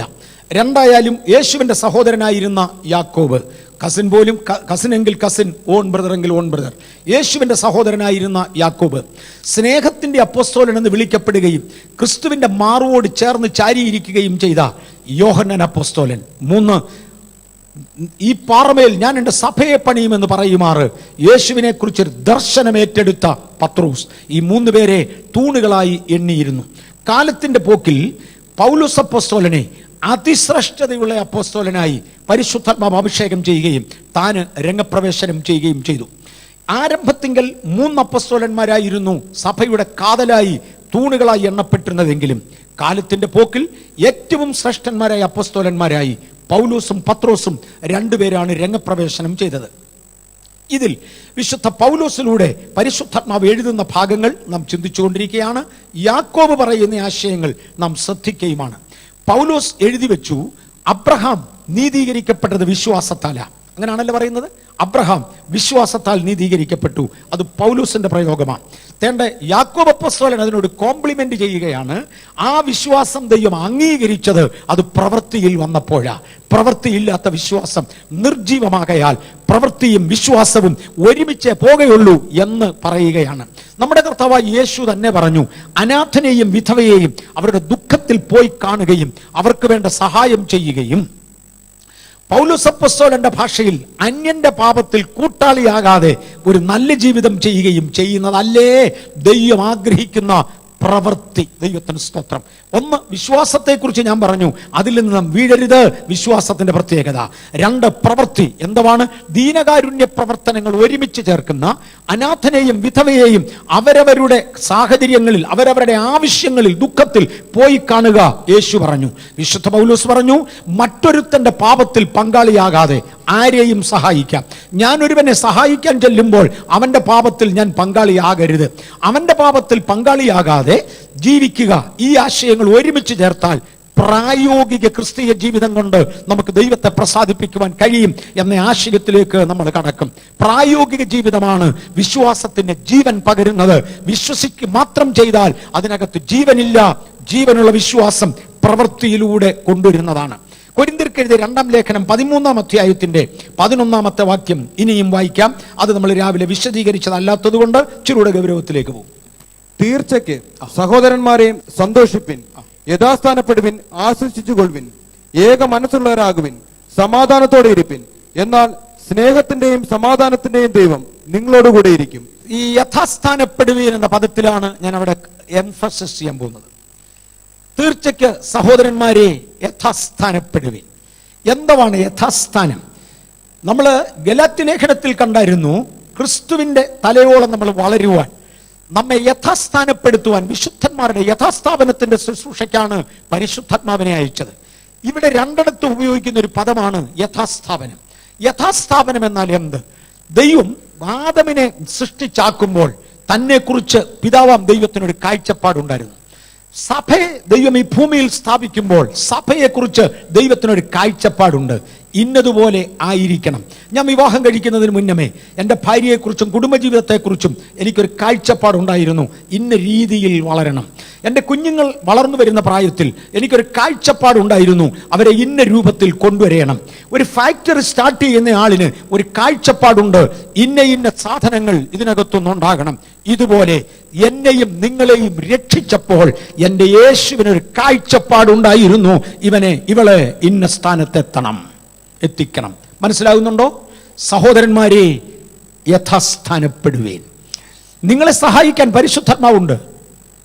നിങ്ങൾക്ക് സഹായത്തിന് വേണ്ടി ദൈവം തന്റെ ശുശ്രൂഷകന്മാരെ ആക്കിയിട്ടുണ്ട്. നിങ്ങൾ യഥാസ്ഥാനപ്പെടുക. നിങ്ങൾ യഥാസ്ഥാനപ്പെടണം. ഇംഗ്ലീഷിൽ വായിച്ച മലയാളത്തിൽ ഇല്ലാത്ത ഒരു അർത്ഥം കിട്ടും. പ്രൊജക്ട് ചെയ്തിട്ടുണ്ടോ? ഇല്ല, വിട്ടേക്ക്. ഫേവൽ. പൗലോസ് യാത്ര പറയുന്ന ഒരു രംഗമാ. ഫേവൽ, ഞാൻ പോകുക. മലയാളത്തിൽ അത് എഴുതിയിട്ടേ ഇല്ല. ഞാൻ പോകുക. എന്നാൽ നിങ്ങൾ ഒരു കാര്യം ചെയ്യണം, നിങ്ങൾ തമ്മിൽ ഐകമത്യമുള്ളവരായിരിക്കണം. ഞാനിനി ഇരുന്ന് നിങ്ങളെ സഹായിച്ച് എല്ലാ സമയത്തും പണക്കരുതട, കൈ ഓടറ, കെട്ടിപ്പിടിച്ചു ഓടറ, ഇതൊന്നും പറയാൻ ഇനി എന്നെ നിർത്തത്തില്ല. ഞാൻ ഇനി ഇവിടെ കാണത്തില്ല. ഫേവൽ, ഞാൻ പോകുകയാണ്. എന്നാൽ നിങ്ങൾ ഒരു ഉത്തരവാദിത്വം ഏറ്റെടുക്കുക. ആ തീർച്ചയ്ക്ക് സഹോദരന്മാരെ, ഒന്നുകൂടെ വായിച്ചാട്ട വാക്യം. തീർച്ചയ്ക്ക് സഹോദരന്മാരെ സന്തോഷിപ്പിൻ, യഥാസ്ഥാനപ്പെടുക. ഒന്ന്, നിങ്ങൾ സന്തോഷിക്കുക. ഞാൻ അങ്ങോട്ട് പോകുകയാണ്, എന്നെ കൊണ്ടല്ല നിങ്ങളുടെ സന്തോഷം, നിങ്ങൾ സന്തോഷിക്കുക. പൗലോസ് യാത്ര പറയുന്ന ഒരു രംഗമുണ്ട്. കൊരിന്ത്യ ലേഖനത്തിന്റെ അവസാനത്തിൽ അദ്ദേഹം യാത്ര പറയുമ്പോൾ, ഞാൻ പോവുകയാണ് എന്നൊക്കെ പറഞ്ഞു, പിതാവായ ദൈവത്തിൻ്റെ സ്നേഹവും കർത്താവായ യേശു ക്രിസ്തുവിൻ്റെ കൃപയും പരിശുദ്ധാത്മാവിൻ്റെ കൂട്ടായ്മയും നിങ്ങളോടുകൂടി ഇരിക്കട്ടെ. കൊരിന്ത്യരെ, ഞാൻ പോവാം. എനിക്കെല്ലാ നാളും നിങ്ങളുടെ കൂടി ഇരിക്കാൻ ഒക്കത്തില്ല. എനിക്ക് ദൈവം തന്ന ശുശ്രൂഷ തികച്ചു. പക്ഷെ ഞാൻ പോയാലും പോകാത്ത ഒരു 3 വ്യക്തിത്വങ്ങളെ അങ്ങോട്ട് പരിചയപ്പെടുത്താം. പിതാവായ ദൈവത്തിൻ്റെ സ്നേഹം, അത് നിങ്ങളെ വിട്ടുപിരിഞ്ഞു പോകത്തില്ല. ഞാൻ അതിലെ ഇപ്പം പോകുന്നില്ല, ആശീർവാദത്തിൻ്റെ പദങ്ങളാണ്. ഇവിടെ പറഞ്ഞു ഫവൽ, ഞാൻ പോകുകയാണ്. അതേ ആശീർവാദം വേറൊരു ഭാഷയിൽ താൻ ഇവിടെ പറയുക. ഫവൽ, ഞാൻ പോകുകയാ. പക്ഷേ സഹോദരന്മാരെ, നിങ്ങൾ സന്തോഷിപ്പീൻ. നിങ്ങൾ സന്തോഷിക്കുക. നിങ്ങൾ ക്രിസ്തുവിൽ തികഞ്ഞു വരേണ്ടതിന് സന്തോഷം, സഭയുടെ സന്തോഷം ദൈവത്തിന് വലുതാ. നമുക്കിടെ പ്രായോഗിക ജീവിതത്തിലേക്കൊന്ന് തിരിയാം. നമ്മളിത് പറഞ്ഞാൽ മാത്രം മതിയോ? പ്രായോഗികമാക്കിയും കൂടെ വേണ്ടേ? ഈ ചർച്ചിൽ പണ്ടൊരിക്കൽ ഒരാൾ എന്നോട് കംപ്ലൈൻറ്റ് പറഞ്ഞാണ്ട് അങ്ങേരെ എന്നെ കണ്ടാൽ മിണ്ടുകയില്ല. അപ്പം ഞാൻ ഈ ആളിനോട് ചോദിച്ചു, കണ്ടാൽ മിണ്ടത്തില്ല. അതെങ്ങനെ പുള്ളി ഇങ്ങനെ പുറകോട്ട് തിരിഞ്ഞെന്നാ കൈ തരുന്നത്? എന്നാ മിണ്ടാൻ? സഹോദരന്മാരെ, സന്തോഷിക്കേ. നമുക്കൊരു അന്യോന്യ സന്തോഷം ഉണ്ടാകണം. You get me? ഇത് പ്രായോഗികമാകണം. വിശ്വാസത്തിനൊരു പ്രായോഗികതയുണ്ട്. തീർച്ചയ്ക്ക് സഹോദരന്മാരെ സന്തോഷിപ്പിൻ. ഫെയർവെൽ, നിങ്ങൾ സന്തോഷിക്കുക. പിന്നെ യഥാസ്ഥാനപ്പെടുവിൻ. യഥാസ്ഥാനപ്പെട്. ഞാൻ വീണ്ടും ആ പദം ആവർത്തിക്കുകയാണ്. ദൈവത്തിന് നിങ്ങളെക്കുറിച്ചൊരു കാഴ്ചപ്പാടുണ്ട്. അവിടെ വാ, നാം അവിടെ ആയിട്ടില്ല. യഥാസ്ഥാനപ്പെടുവിൻ. പിന്നെ ആശ്വസിച്ചുകൊള്ളുക. പിന്നെ ഏക മനസ്സുള്ളവരാകും. നിങ്ങൾ ഏക മനസ്സുള്ളവരാകുക. ആ മനസ്സ് ക്രിസ്തുവിന്റെ മനസ്സാ. നിങ്ങൾ ക്രിസ്തുവിന്റെ മനസ്സുള്ളവരാകുക. ഏക മനസ്സുള്ളവരാകുക. പിന്നെ സമാധാനത്തോടെ ഇരിപ്പിൻ. ഓക്കെ. എന്നാൽ സ്നേഹത്തിന്റെയും സമാധാനത്തിന്റെയും ദൈവം നിങ്ങളോട് കൂടെ ഇരിക്കും. ദൈവം നിങ്ങളോട് കൂടെ ഇരിക്കും. എന്നിട്ട് വായിച്ചു. വിശുദ്ധ ചുംബനം കൊണ്ട് അന്യോന്യം വന്ദനം ചെയ്യും. നിങ്ങൾ വിശുദ്ധ ചുംബനം കൊണ്ട് അന്യോന്യം വന്ദനം ചെയ്ത് നടന്നു. ദൈവം നിങ്ങളുടെ കൂടെ ഉണ്ടായിരിക്കും. നിങ്ങൾ യഥാസ്ഥാനപ്പെടണം. ദൈവിക കാഴ്ചപ്പാടിലേക്ക് നിങ്ങൾ മടങ്ങി വരണം. ഇത്രയും വരെ ഞാൻ ഒരു ചെറിയ ഭാഗമേ എടുത്തുള്ള. വലിയ ബൈബിളിൽ നിന്ന് ഒത്തിരി ആശയങ്ങളുണ്ട്. അതിനകത്ത് ഒരു ദിവസത്തേക്ക് നമ്മുടെ കൊക്കിന് ഒതുങ്ങുന്നതേ കൊത്താൻ ഒക്കുകയുള്ളല്ലോ. ഇന്ന് ഒരു ദിവസത്തേക്ക് ആവശ്യമുള്ള പ്രായോഗിക ക്രിസ്തീയ ജീവിതത്തിൻ്റെ വശം തൊട്ടേച്ച് രോഗശാന്തിക്ക് വേണ്ടി നമ്മൾ ഒരുങ്ങുക ആയതുകൊണ്ട് ഞാൻ രണ്ടാം രംഗത്തേക്ക് തിരിയാൻ പോവാം. നിങ്ങൾ യഥാസ്ഥാനപ്പെടുക, നിങ്ങൾ ഉറയ്ക്കുക, നിങ്ങൾ പെർഫെക്റ്റ് ആകുക, നിങ്ങൾ പൂർണ്ണരായി മാറുക. ഇത് ദൈവം നമ്മെക്കുറിച്ച് ആഗ്രഹിക്കുന്നു. ഇതൊരു അന്ത്യകാലമാണ്. ഇനി പൂർണ്ണരാകുക എന്നതുകൊണ്ട് ആത്മീക ജീവിതത്തെ മാത്രമല്ല, ശാരീരിക ഭൗമിക ജീവിതത്തെ കൂടെ ദൈവം ഉദ്ദേശിക്കുന്നു എന്ന് പറയുന്നതോടെ രോഗശാന്തിയുടെ വഴി ഓപ്പൺ ആവും. ഉൽപ്പത്തി പുസ്തകം 17-ാം അധ്യായത്തിന്റെ 1-2 വാക്യങ്ങൾ വായിച്ചാലും please.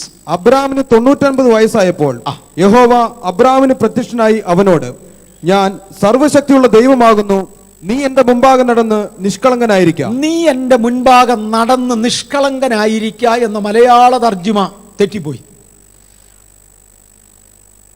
180 degree out of phase എന്നല്ല ഞാൻ പറഞ്ഞത്, അപൂർണമായി പോയി. യു ബി പെർഫെക്റ്റ് എന്ന പദമാണ് ഇംഗ്ലീഷിൽ ഉപയോഗിച്ചിരിക്കുന്നത്. നീ എൻ്റെ മുമ്പിൽ നടക്ക, നീ പെർഫെക്റ്റാ. ഈ സാഹചര്യം ഒന്ന് എടുത്തു പറയുമ്പോൾ തൻ്റെ ശാരീരിക വിടുതൽ നമുക്ക് മനസ്സിലാക്കാൻ കഴിയും. അബ്രഹാമിന് 99 വയസ്സായി. വേദപുസ്തക ഭാഷയിൽ പുത്രോൽപാദനത്തിനുള്ള ശക്തി അബ്രഹാമിന് നഷ്ടപ്പെട്ടു. തൻ്റെ ശരീരം നിർജീവമായി എന്ന് ബൈബിൾ പറയുന്നു. എബ്രായർ 11 പറയുന്നു, തൻ്റെ ശരീരം പുത്രോൽപാദനത്തിന് നിർജീവമായി. തൻ്റെ ഭാര്യയായ സാറയുടെ ശരീരം, അവളുടെ ഗർഭപാത്രത്തിൻ്റെ നിർജീവത്വം അബ്രഹാം അറിഞ്ഞുവെന്ന് റോമാലേഖനം 4-ാം അധ്യായത്തിൽ പറയുന്നു. ശരീരം നിർജീവമായി 99 വയസ്സുള്ള അബ്രഹാമും ശരീരം നിർജീവമായി 90 വയസ്സുള്ള സാറയും രണ്ടുപേരെയും സംബോധന ചെയ്തുകൊണ്ട് കർത്താവ് പറയുന്ന വാചകമാണ്, ബി പെർഫെക്റ്റ്. വരുന്ന ആണ്ടിൽ ഈ സമയം സാറയ്ക്കൊരു മകനുണ്ടാകും. B perfect. വരുന്ന ആണ്ടിൽ ഈ സമയം സാറയ്ക്കൊരു മകനുണ്ടാകും. നീ നിഷ്കളങ്കനായി എൻ്റെ മുമ്പിൽ നടക്ക്, നിന്റെ ശരീരത്തെ ഞാൻ പെർഫെക്റ്റായി മാറ്റുക. നമ്മുടെ ദൈവത്തെക്കുറിച്ച് തനിക്ക് പോഷ്ക്ക് പറയാൻ കഴിയത്തില്ല എന്നതൊരു സത്യമാണ്. ഒരിക്കൽ പാസ്റ്റർ KC ജോൺ അദ്ദേഹം പറഞ്ഞാൽ ഞാൻ ആദ്യം കേട്ടത്, വേറെ ആളുകൾ പറയാറുണ്ട്, പാസ്റ്റർ KC ജോൺ പറഞ്ഞാൽ ഞാൻ ആദ്യം കേട്ടത്, ദൈവത്തിന് പോഷ്ക്ക് പറയാൻ ഒക്കുകയില്ല എന്നതിൻ്റെ വിശദീകരണം അദ്ദേഹം പറഞ്ഞത്. ഞാനിപ്പം വെള്ള ഉടുപ്പിട്ടോട് നിൽക്കുന്നു എന്നാണ് എൻ്റെ വിശ്വാസം. നിങ്ങളുടെ എല്ലാം വിശ്വാസം അങ്ങനെ, നമ്മുടെ എല്ലാം കണ്ണിൽ അതാ കാണുന്നത്. പക്ഷെ തമ്പുരാൻ അങ്ങ് പറഞ്ഞെന്നിരിക്കട്ടെ, എമ്മേവറീസ് കറുത്ത് കിട്ടുണ്ടോ നിൽക്കുന്നതെന്ന്, കള്ളമാകുമോ? ഇല്ല. കാര്യം പറയുന്നതിന് മുമ്പ് ഇത് കറുത്ത് കഴിഞ്ഞു. അതാ ദൈവത്തിൻ്റെ വാക്ക്. എമ്മേവറീസ് ചുമന്നതിട്ടുണ്ടാ നിൽക്കുന്നത് എന്ന് കർത്താവ് അങ്ങ് പറഞ്ഞാൽ അത് കള്ളമാകത്തില്ല. കാര്യം ആ വാക്ക് കംപ്ലീറ്റ് ആകുന്നതിന് മുമ്പേ എൻ്റെ വെള്ള ഉടുപ്പ് ചുമന്നിരിക്കും. അതാ ദൈവത്തിൻ്റെ വാക്ക്. പോഷ്ക്ക് പറയാൻ കഴിയാത്തവൻ അബ്രഹാമിനെ നോക്കിക്കൊണ്ട് പറഞ്ഞു, ബി ദൗ പെർഫെക്റ്റ്. നഷ്ടപ്പെട്ട ജീവൻ ശരീരത്തിൽ തിരിച്ചു വന്നു. നഷ്ടപ്പെട്ടത് മുഴുവനും ജീവിതത്തിൽ തിരികെ എത്തി. ഈ കഴിഞ്ഞ ഒരു ദിവസം ദൈവാത്മാവ് ഈ ഞായറാഴ്ച മുതൽ ആരംഭിക്കുന്ന സെക്കൻഡ് സർവീസിന്റെ ഈ ഹീലിംഗ് സെക്ഷനെ കുറിച്ച് എന്നോട് പറഞ്ഞ പദം, നമ്പർ 1 ഞാൻ പറഞ്ഞു, ഞാനും സഭയും പരിശുദ്ധാത്മാവും സഭയും ഒരുമിച്ച് ശുശ്രൂഷിക്കാൻ പോവാ. 2, നീ കൈവച്ചു, രോഗിയെ ഞാൻ സൗഖ്യമാക്കും. നിങ്ങൾക്ക് മനസ്സിലാകുന്നുണ്ടോ? നാം കൈവെക്കുമ്പോൾ രോഗികൾ സൗഖ്യമാകും. ദൈവത്തിന് പോഷ്ക്ക് പറയാൻ പറ്റത്തില്ല, അത് ദൈവത്തിൻ്റെ പ്രത്യേകതയാണ്. അബ്രഹാമിനെ നോക്കിക്കൊണ്ട് ദൈവം പറഞ്ഞു, നീ നിഷ്കളങ്കനായി എൻ്റെ മുമ്പിൽ നടക്ക്. You are before me, B thou perfect. ആ ഒരൊറ്റ വാക്കു മതി. 99-ാമത്തെ വയസ്സിൽ നഷ്ടപ്പെട്ട ആരോഗ്യം തൻ്റെ ശരീരത്തിൽ മടങ്ങി വരികയാണ്. ഇനിയും ആ പദത്തിൻ്റെ ആരംഭത്തിലേക്ക് ഒന്നുകൂടെ പോകാൻ പോകുകയാണ്. 1-ാം വാക്യം ഒന്നുകൂടെ വായിച്ചേ, 17-ന്റെ 1. അബ്രാമിന് 99 വയസ്സായപ്പോൾ യഹോവ അബ്രാമിന് പ്രത്യക്ഷനായി അവനോട്, ഞാൻ സർവശക്തിയുള്ള ദൈവമാകുന്നു. നിൽക്കട്ടെ, ഞാൻ സർവശക്തിയുള്ള ദൈവമാകുന്നു. രാവിലത്തെ സെക്ഷനിൽ ഞാൻ തൊട്ടു. സർവശക്തിയുള്ള ദൈവം എന്നതിന് ഗ്രീക്കിൽ ഉപയോഗിച്ചിരിക്കുന്ന വാക്ക് ഒരു ഗ്രീക്കുകാരൻ വ്യാഖ്യാനിച്ച് ഞാൻ കേട്ടത്, എനിക്ക് ഗ്രീക്കിൻ്റെ അറിവ് തീരെ തീരെ തീരെ കുറവാണ്. എവിടെയെങ്കിലും ഗ്രീക്ക് അക്ഷരം ഇങ്ങനെയാണെന്ന് പറഞ്ഞാൽ അക്ഷരം വായിക്കാൻ അറിയാമെന്ന് തോന്നുന്നു. കുറേ അക്ഷരങ്ങൾ, എല്ലാ അക്ഷരവും എനിക്ക് അറിയത്തില്ല. കുറേ അക്ഷരങ്ങൾ വായിക്കാൻ അറിയാം, ഒറ്റ വാക്കിൻ്റെ പോലും അർത്ഥം എനിക്കറിയത്തില്ല. അങ്ങ് ഇഞ്ഞ് എഴുതി വെച്ചിരിക്കുന്ന വായിക്കുക അല്ലാതെ വേറെ ഒരു മാർഗവുമില്ല. പക്ഷെ ഗ്രീക്കുകാർക്ക് അങ്ങനല്ല, അവരുടെ സ്വന്തം ഭാഷയാണ്, അവനത് ജന്മഭാഷയാണ്. ഒരു ഗ്രീക്കുകാരൻ അതിനെക്കുറിച്ച് പറഞ്ഞത്, ഞാൻ സർവശക്തിയുള്ള എന്നതിന് കർത്താവ് ഉപയോഗിച്ചിരിക്കുന്ന വാക്ക് യഹോവ എൽ ഷദായ് എന്ന വാക്കാണ്. എൽ ഷദായ് എന്ന വാക്കിൻ്റെ വിശദീകരണം അദ്ദേഹം പറഞ്ഞത്, അതിനകത്ത് ഒരുപാട് അർത്ഥങ്ങളുണ്ട്. അതിലെ പ്രധാന അർത്ഥങ്ങൾ, ഐ ആം എ സ്ട്രോങ് നറീഷർ. അബ്രഹാമേ, അങ്ങയുടെ ജീവിതത്തിന് ഇന്ന് വേണ്ടത് ശക്തി നഷ്ടപ്പെട്ട ശരീര അവയവങ്ങൾക്ക് ശക്തി തിരികെ വരിക. നിർജീവമായി പോയ നിന്റെ ശരീരം ജീവനിലേക്ക് മടങ്ങി വരിക. You need nourishing. നിനക്ക് കുറെ വിറ്റമിനാണ് ആവശ്യം, വിറ്റമിനല്ല, കുറെ പോഷകങ്ങളാണ് ആവശ്യം. ശരീരത്തെ ബലപ്പെടുത്തുന്ന ഒരു ഘടകമാണ് ആവശ്യം. തേണ്ട ഈ വാക്കിനകത്തുണ്ട്, അതങ്ങ് ഏറ്റെടുത്തു. നീ ശക്തിപ്പെടുക. ഞാൻ ആരാണ്? യഹോവ El Shaddai. Number 1, I am a strong nourisher. ഇന്ന് ശരീരഭാഗങ്ങൾ കേടായെങ്കിൽ അത് സൗഖ്യമായി വരുന്നതിന് ബി പെർഫെക്റ്റ്, ആ ഒറ്റ വാക്ക് മതി. എൻ്റെ നടപ്പിൽ, എൻ്റെ ജീവിതത്തിൽ ദൈവത്തിന് തുല്യനായി, ദൈവാനുരൂപനായി മാറുവാൻ, എൻ്റെ ജീവിതത്തെ പെർഫെക്ഷനിൽ കൊണ്ടുവരുവാൻ വിശ്വാസത്തിലും പ്രായോഗികത്തിലും ഏൽപ്പിക്കപ്പെടുന്ന ദൈവപൈതലെ, നിങ്ങളെ നോക്കി തമ്പുരാൻ പറയാനുള്ളത്, thou be perfect. നീ പൂർണ്ണനായിക്കൊള്ളുക. I am a strong nourisher. നിന്റെ ശരീരത്തിന് ആവശ്യമായ ബലം ഞാൻ നിനക്ക് തരാൻ പോകുകയാ. 99 വയസ്സ് പ്രായമുള്ള അബ്രഹാമിനും 90 വയസ്സ് പ്രായമുള്ള സേറയ്ക്കും മനുഷ്യ ചിന്തയ്ക്കപ്പുറമായി അടുത്തൊരു ആൺകുഞ്ഞിനെ നൽകുവാൻ തമ്പുരാൻ തീരുമാനിച്ചതിന്റെ പുറകിലത്തെ വാക്കിതാണ്. ഞാൻ ആരാന്നറിയാമോ? I am a strong nourisher. നീ പോ, നിന്റെ ശരീരത്തിൽ ജീവൻ ഉണ്ടാകട്ടെ. Be thou perfect. രണ്ടാമത്തെ അർത്ഥം, I am a strong supplier. ആ രംഗത്ത് ആവശ്യമുള്ള പലരും ഇവിടെ ഉണ്ട്. അബ്രഹാമേ, ഇന്നത്തെ സാഹചര്യത്തിൽ അങ്ങ് ബഹുധനവാനാണ്. പക്ഷെ നാളെ ഒരിക്കൽ നിന്റെ സ്വന്തം ജനം മരുഭൂമിയിലൂടെ ഇറങ്ങി യാത്ര ചെയ്യും. സമ്പത്തൊന്നും അവിടെ ഹെൽപ്പ് ചെയ്യത്തില്ല. 6 ലക്ഷം കുടുംബങ്ങൾ ഒരുമിച്ച് വെറും മരുഭൂമിയിലൂടെ യാത്ര ചെയ്യുമ്പോൾ ഒരു നേരത്തെ ആഹാരം കരുതിയിട്ടില്ലെങ്കിലും ആരും പട്ടിണി കിടക്കത്തില്ല. അവൻ്റെ മുമ്പിൽ ഞാൻ ആഹാരം വാരിയിടും. ഭയങ്കരമായത്. I am a strong supplier. ആവശ്യമുള്ളത് ഞാൻ കൊടുത്തുകൊണ്ടിരിക്കും. ഞാനിവിടെ ഒരു വാക്ക് ഒന്ന് തിരിച്ചു വന്ന് പറയട്ടെ. അളക്കുന്ന അളവിനാൽ അളന്നു കൊടുക്കുമെന്നത് ദൈവത്തിൻ്റെ പ്രമാണമാണ്. ഈ അബ്രഹാം ഇതിന് ദൈവസന്നിധിയിൽ ഒരു വില മുടക്കിയിരുന്നു. നമുക്ക് ഈ നമ്മുടെ പിതാക്കന്മാർ ദൈവമുമ്പിൽ കാണിച്ചതിൻ്റെ ഒക്കെ നമ്മൾ അനുഭവിക്കും, നന്മയും തിന്മയും. ഞാൻ അതിൻ്റെ ഒരു ഉദാഹരണം കൂടെ ചേർത്തായി പറഞ്ഞു വരുന്നേ. സിസ്റ്റർ കോവൂർ ഇവിടെ പറഞ്ഞപ്പോഴാണ് അതിൻ്റെ ഗൗരവത്തിൽ എനിക്കത് ആദ്യം ബോധ്യപ്പെട്ടത്. സിസ്റ്റർ കോവൂർ ഇങ്ങനെ പറഞ്ഞു, അമുക്കിക്കുലുക്കി കവിയുന്ന അളവിൽ അളന്നു കൊടുക്കുമെന്നുള്ള ദൈവത്തിൻ്റെ പ്രമാണം അനുസരിച്ച് അബ്രഹാം നടക്കുക. ഒരു ദിവസം അബ്രഹാമിൻ്റെ വീട്ടിൽ ഒരു 3 പേര് കയറി വന്നു, പിതാവും പുത്രനും പരിശുദ്ധാത്മാവും. യഹോവ അബ്രഹാമിനെ സന്ദർശിച്ചു. എങ്ങനെയെന്നാൽ 3 പുരുഷന്മാർ അബ്രഹാമിൻ്റെ നേരെ വരുന്നത് കണ്ടു. പിതാവും പുത്രനും പരിശുദ്ധാത്മാവിനെയും ചിത്രീകരിക്കുന്ന 3 പുരുഷന്മാർ യഹോവ അബ്രഹാമിൻ്റെ വീട്ടിൽ വന്നു. അബ്രഹാമിൻ്റെ വീടിൻ്റെ അകത്ത് കയറ്റി ഇരുത്താൻ സ്ഥലമില്ലാഞ്ഞതുകൊണ്ട് കൂടാരത്തിൻ്റെ മുമ്പിൽ ഉണ്ടായിരുന്ന മരച്ചുവട്ടിൽ അവരെ അതിഥികളാക്കി ഇരുത്തി. ഒന്ന് ആലോചിച്ച് നോക്കിയേ. എൻ്റെ വീട്ടിലോട്ടൊരു അതിഥി വന്നിട്ട് കയറ്റിയിരുത്താൻ എനിക്ക് സ്ഥലമില്ലാത്തത് കൊണ്ട് വീടിൻ്റെ മുമ്പിലത്തെ മരത്തിൻ്റെ ചുവട്ടിൽ, അതിനേക്കാൾ പാവപ്പെട്ടവരാരും ഇവിടെ ഇല്ലല്ലോ. അബ്രഹാമിൻ്റെ സ്ഥിതിയാണ് ഞാൻ പറയുന്നത്. അബ്രഹാം ബഹുസമ്പന്നനെന്ന് തമ്പുരാന്റെ വാ കൊണ്ട് അരുളി ചെയ്തു. അതിന് കിട്ടുന്നതിന് മുമ്പിലത്തെ ഗ്യാപ്പിൽ തൻ്റെ വീട്ടിൽ കയറി വന്ന 3 അതിഥികളെ, അത് നിസ്സാരന്മാരല്ല, യഹോവയെ വീടിനകത്തിരുത്തുവാൻ സ്ഥലമില്ലാഞ്ഞതിനാൽ അബ്രഹാം അവരെ വീടിൻ്റെ മുമ്പിലുള്ള മരച്ചുവട്ടിൽ ഇരുത്തി. എന്നിട്ട് അവരോട് പറഞ്ഞ്, യജമാനന്മാരെ പോകല്ലേ, അസാരം ഭക്ഷണം ഞാൻ നിങ്ങളുടെ മുമ്പിൽ കൊണ്ടുവെക്കുവോളം പോകല്ലേ. എന്നിട്ട് താൻ ഓടി സ്റ്റോർ റൂമിലോട്ട് കയറി 3 ഇടങ്ങഴി മാവെടുത്ത് സാറയുടെ കൊടുത്തേച്ച് പറഞ്ഞു, വേഗം പുളിപ്പില്ലാത്ത അപ്പം ചുടാൻ പറഞ്ഞു.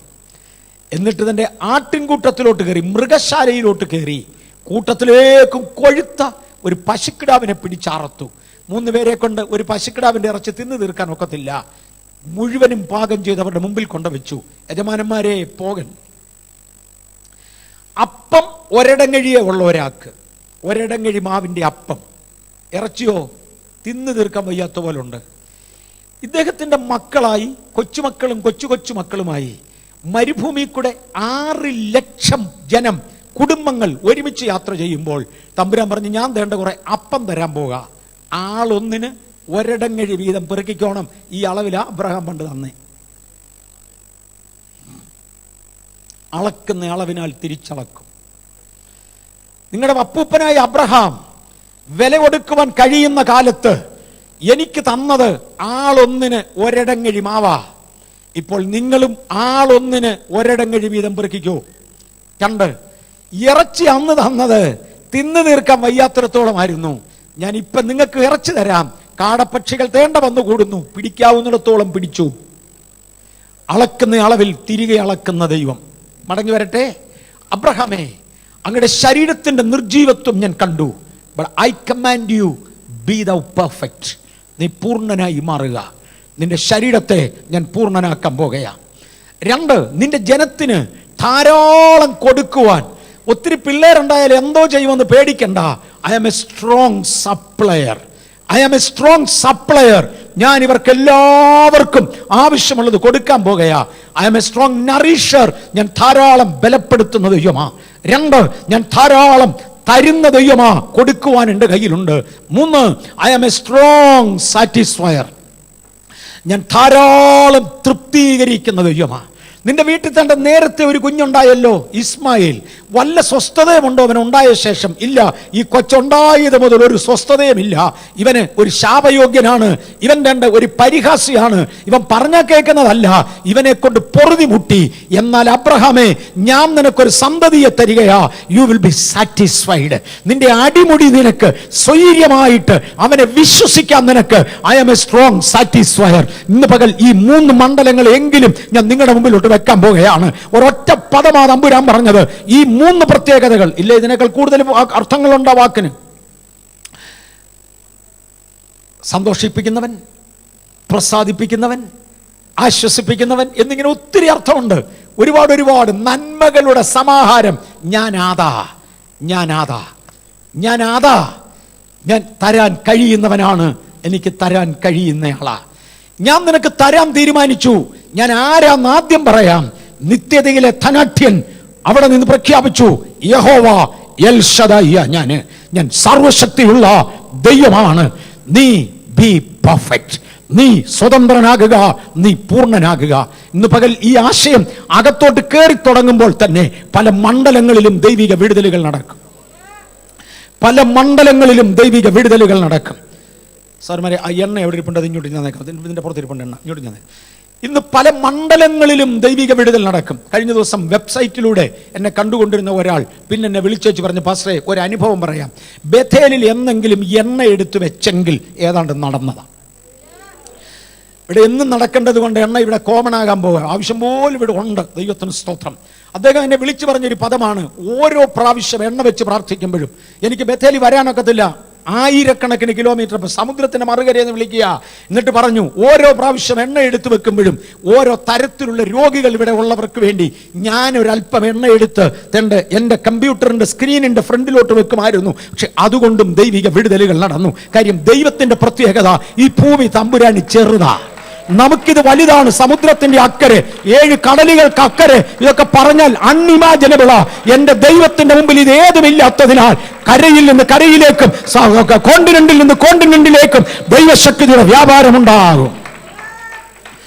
B the perfect.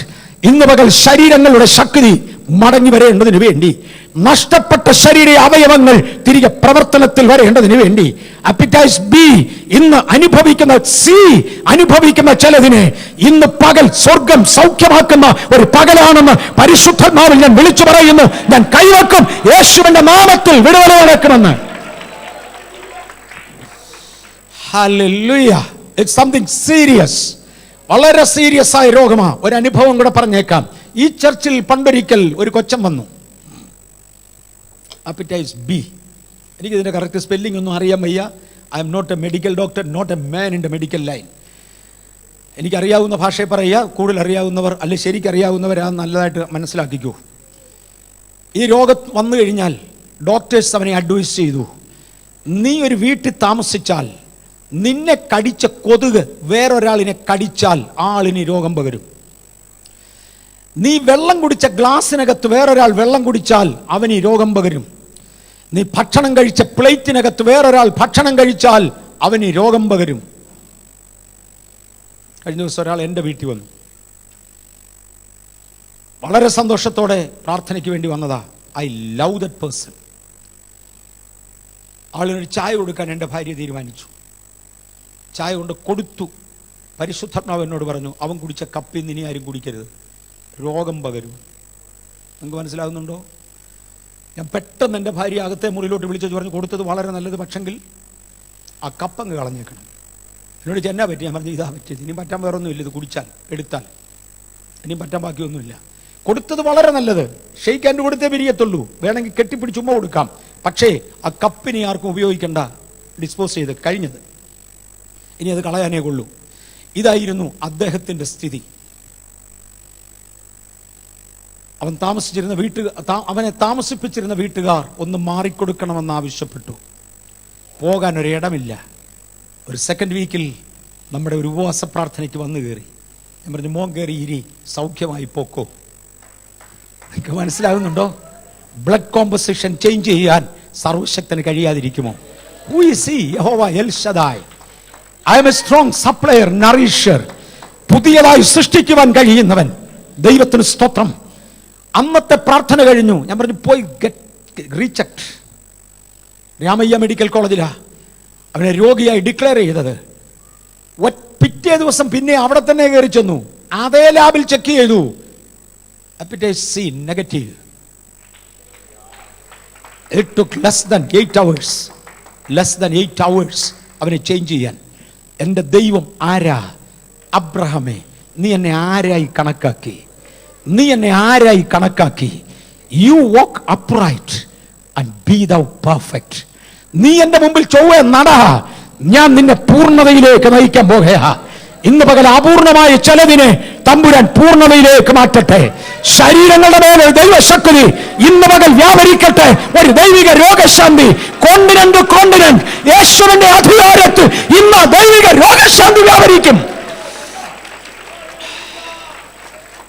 ബഥേലിൽ ഇന്ന് ദൈവിക രോഗശാന്തി വ്യാപരിക്കാൻ പോകാം. ഇവിടുത്തെ കസേറകളിൽ നിന്ന് കസേറകളിലേക്ക് ദൈവശക്തി വ്യാപരിക്കുമെന്ന് ഞാൻ അറിയുന്നു. ദൈവത്തിന് സ്തോത്രം. ഞാനൊരു പ്രത്യേക കാഴ്ച കാണുന്നുണ്ട്. കടലിന്റെ തിരമാല ഉരുളുന്നത് പോലെ ഇവിടുത്തെ റോകൾ കടന്ന് തന്റെ ഒരു ശക്തി ഉരുളുന്ന കാഴ്ച ദൈവാത്മാവിനെ കാണിക്കുക. I say repeat it again.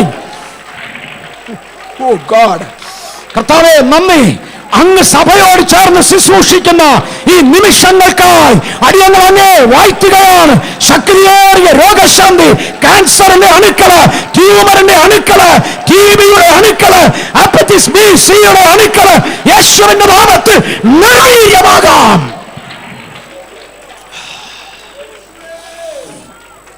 ആ കാഴ്ച ഞാൻ ആവർത്തിച്ചു കാണുന്നു. ഈ ഫ്രണ്ടിലത്തെ അറ്റം മുതല്, ഈ സ്റ്റേജിന്റെ ഫ്രണ്ട് മുതല് തിരമാല ഉരുളുന്നത് പോലെ there is something rolling. Hallelujah. ഒരു ദൈവശക്തി ഉരുണ്ടോണ്ടിരിക്കുക. And it comes to you. ഉരിയ മത്തി സാമിയ ഹൽബജെ മരുത്തസിയ ലബഗ നസിയ. സത്യച്ചാലും വെയിലെരിയുക എന്ന് പറയും. വെയിലെരിയുക, മരീചിക. മണലാരണ്യങ്ങളിലൂടെ യാത്ര ചെയ്താൽ ചില സ്ഥലങ്ങളിൽ വെയിലിന് തീ പിടിച്ചതുപോലെ ജ്വാല കളരുന്നത് പോലെ കാണാം. ആത്മകണ്ണുകൾ കൊണ്ട് ഇന്ന് ചിലരിത് കാണാൻ പോകുകയാ. ഇല്ലാത്ത സംഭവങ്ങൾ ചിലരുടെ കണ്ണിൽ പെടാൻ പോകുകയാ. തേണ്ട തിരമാലകൾ ഉരുളുന്നെന്ന്. ഹല്ലേലൂയ. നമുക്കൊരു 15-20 മിനിറ്റൂടെ ഓതറൈസ് ടൈം ഉണ്ട്. പിന്നെ അങ്ങോട്ട് സമയം എടുക്കാം. ഓതറൈസ് ടൈം ഒരു 15-20 മിനിറ്റ് ഉണ്ട്. 1:15 വരെയാ ഈ സർവീസ് പോകേണ്ടത്. രണ്ടാമത്തെ സെക്ഷൻ. ഒന്നാമത്തെ പറഞ്ഞ സ്ട്രോങ് നറിഷർ, ശരീരത്തെ ബലപ്പെടുത്തുവാൻ, ശക്തീകരിക്കാൻ, ശാരീരിക രോഗസൗഖ്യങ്ങൾ, ശാരീരിക സൃഷ്ടികൾ. 2, I am a strong supplier. നിന്റെ സന്തതിക്ക് തരുവാൻ എൻ്റെ ഉണ്ട് അബ്രഹാമേ. നൂറ്റാണ്ടുകൾ കഴിഞ്ഞാൽ നിന്റെ സന്തതി പട്ടിണി കിടക്കുകയില്ല. ഓ ഗാഡ്. മാർത്തോമ സഭയിലെ ആരംഭകാലങ്ങളിൽ സുവിശേഷ സംഘത്തിന് വേണ്ടി തങ്ങളുടെ വസ്തുക്കൾ വിറ്റ് കൊണ്ട് കൊടുത്തവരുണ്ട്. പല ഉണർവുകളുടെയും ആരംഭത്തിങ്കിൽ പലതും നടന്നിട്ടുണ്ട്. മാർത്തോമ സഭയുടെ പ്രാരംഭകാല ഉണർവിൻ്റെ കാലത്തിൽ തങ്ങളുടെ വസ്തുക്കൾ മുഴുവനും വിറ്റ് സുവിശേഷത്തിന് വേണ്ടി കൊണ്ട് കൊടുത്ത കർത്തൃദാസന്മാരുണ്ട്. അതിലൊരാളിനോട് സുവിശേഷ സംഘത്തിൻ്റെ ചുമതല വഹിച്ചിരുന്ന അച്ഛൻ ചോദിച്ചു, നിനക്ക് പെമ്പിള്ളേരുള്ളതല്ലേ 3-4 എണ്ണം? അതെ. എന്തുകൊണ്ട് ചെലവ് കഴിയും? നീ എന്തുകൊണ്ട് ആഹാരം കഴിക്കും? അദ്ദേഹം ഒരു മറുപടി പറഞ്ഞു, അച്ചോ, ദൈവം സ്വർഗത്തിലിരുന്ന് മനുഷ്യനെ സൃഷ്ടിച്ചു ഭൂമിയിലോട്ടൊരേറെറിഞ്ഞു.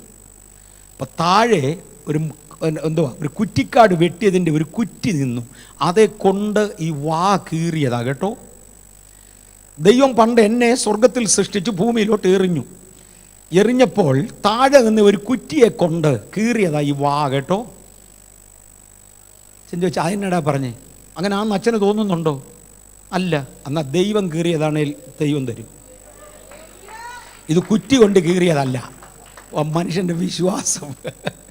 ഇത് കുറ്റി കൊണ്ട് കീറിയതല്ല. തമ്പുരാൻ തന്ന വായ. ഇതിനകത്തിടാനുള്ളതും തമ്പുരാൻ തരും. അബ്രഹാമേ, നീ എന്നെ ആരായിട്ടാ കണ്ടേ? You know I am El Shaddai. I am a strong supplier. ഞാൻ തരുന്ന ദൈവമാണെന്ന് നിനക്കറിയാമോ? നിന്റെ തലമുറയ്ക്ക് ആവശ്യമുള്ളത് തരുവാൻ. നീ ഒരിടങ്ങഴി വളർന്നെങ്കിൽ ഓരോ ഇടങ്ങഴി അളക്കാൻ, നീ ആവശ്യം പോലെ ഇറച്ചു തന്നെങ്കിൽ അതിനനുസരിച്ച് തിരിച്ചു തരാൻ, അളന്ന അളവിൽ തിരിച്ച് അളക്കുവാൻ കഴിവുള്ള എന്നെയാ നീ സേവിക്കുന്നതെന്ന് അറിയുക. ഹല്ലേലൂയ. സമുദ്രത്തിലെ 1000 മത്സ്യങ്ങൾ, ആകാശത്തിലെ പറവയെ നോക്ക്. ഹല്ലേലൂയ.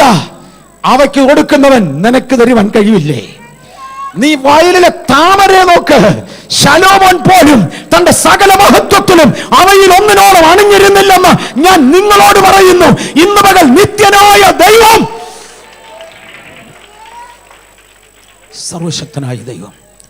സർവശക്തനായ ദൈവം ചിലതിന് തരട്ടെ. ഹല്ലേലൂയ. വാരി വിതറി ദരിദ്രന്മാർക്ക് കൊടുക്കുന്ന നിത്യനായ ദൈവം, വാരി വിതറി ജോലിയുടെ ആവശ്യങ്ങളുള്ളവരെ, ഇന്റർവ്യൂവിന് അറ്റൻഡ് ചെയ്യുന്നവരെ, മുന്നോട്ട് പോകുവാൻ നിവൃത്തിയില്ലെന്ന് തോന്നുന്നവരെ യേശുവിന്റെ നാമത്തിൽ ഇന്ന് പകലിന്റെ വിടുതലെടുത്തു.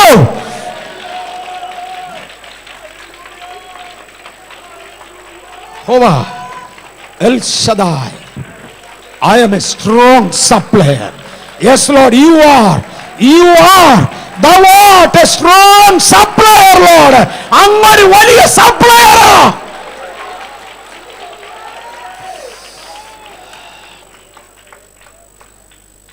ഒരു ഭക്തൻ ഒരിക്കൽ പാടി, സ്വർഗ ഭണ്ഡാരത്തെ എൻ്റെ സ്വന്തമായി കണ്ടുകൊണ്ട് വിശ്വാസത്താൽ നടക്കുന്ന ഒരു യാത്രക്കാരനാ ഞാൻ.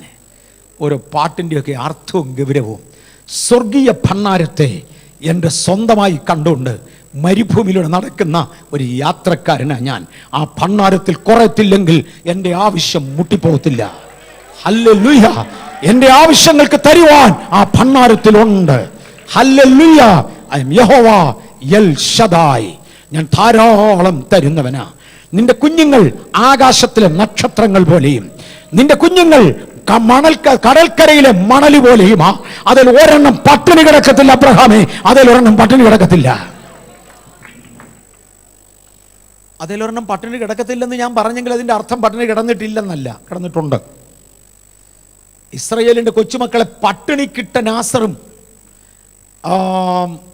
ഹിറ്റ്ലറും നിങ്ങൾ കേട്ടിട്ടുണ്ടാവും. തൻ്റെ കുഞ്ഞുങ്ങളെ പട്ടിണിക്കിട്ട് മനുഷ്യക്കോലം നഷ്ടപ്പെടുമാറ്, അസ്ഥിപഞ്ജരം പുറത്തു കാണുമാറ്, അവർക്ക് ജീവിതത്തിൽ കഴിക്കാൻ ഒന്നുമില്ലാതെ അവരെ കഷ്ടപ്പെടുത്തിയ രംഗങ്ങളുണ്ട്. പക്ഷെ അതിൻ്റെ കാരണവും ഇതാ, അവൻ്റെ രക്തം ഞങ്ങളുടെ മേലും ഞങ്ങളുടെ തലമുറകളുടെ മേലും വരട്ടെ എന്ന് നിന്റെ കൊച്ചുമക്കൾ ആർത്തതുകൊണ്ട് അവരുടെ കൊച്ചുമക്കൾ അനുഭവിക്കേണ്ടി വന്നു. അബ്രഹാമേ, നിന്നെ വിളിച്ച വിളി ഞാൻ പറയാം. ആ സംഭവങ്ങൾ നടക്കുന്നത് വരെ നിന്റെ മക്കൾ അപ്പം യാചിക്കത്തില്ല. ഇന്ന് ഇതിനകത്തിരിക്കുന്ന ദൈവഭേദലേ, നീതിമാന്റെ സന്തതി അപ്പം യാചിക്കത്തില്ല. നീതിമാന്റെ സന്തതി അപ്പം യാചിക്കത്തില്ല.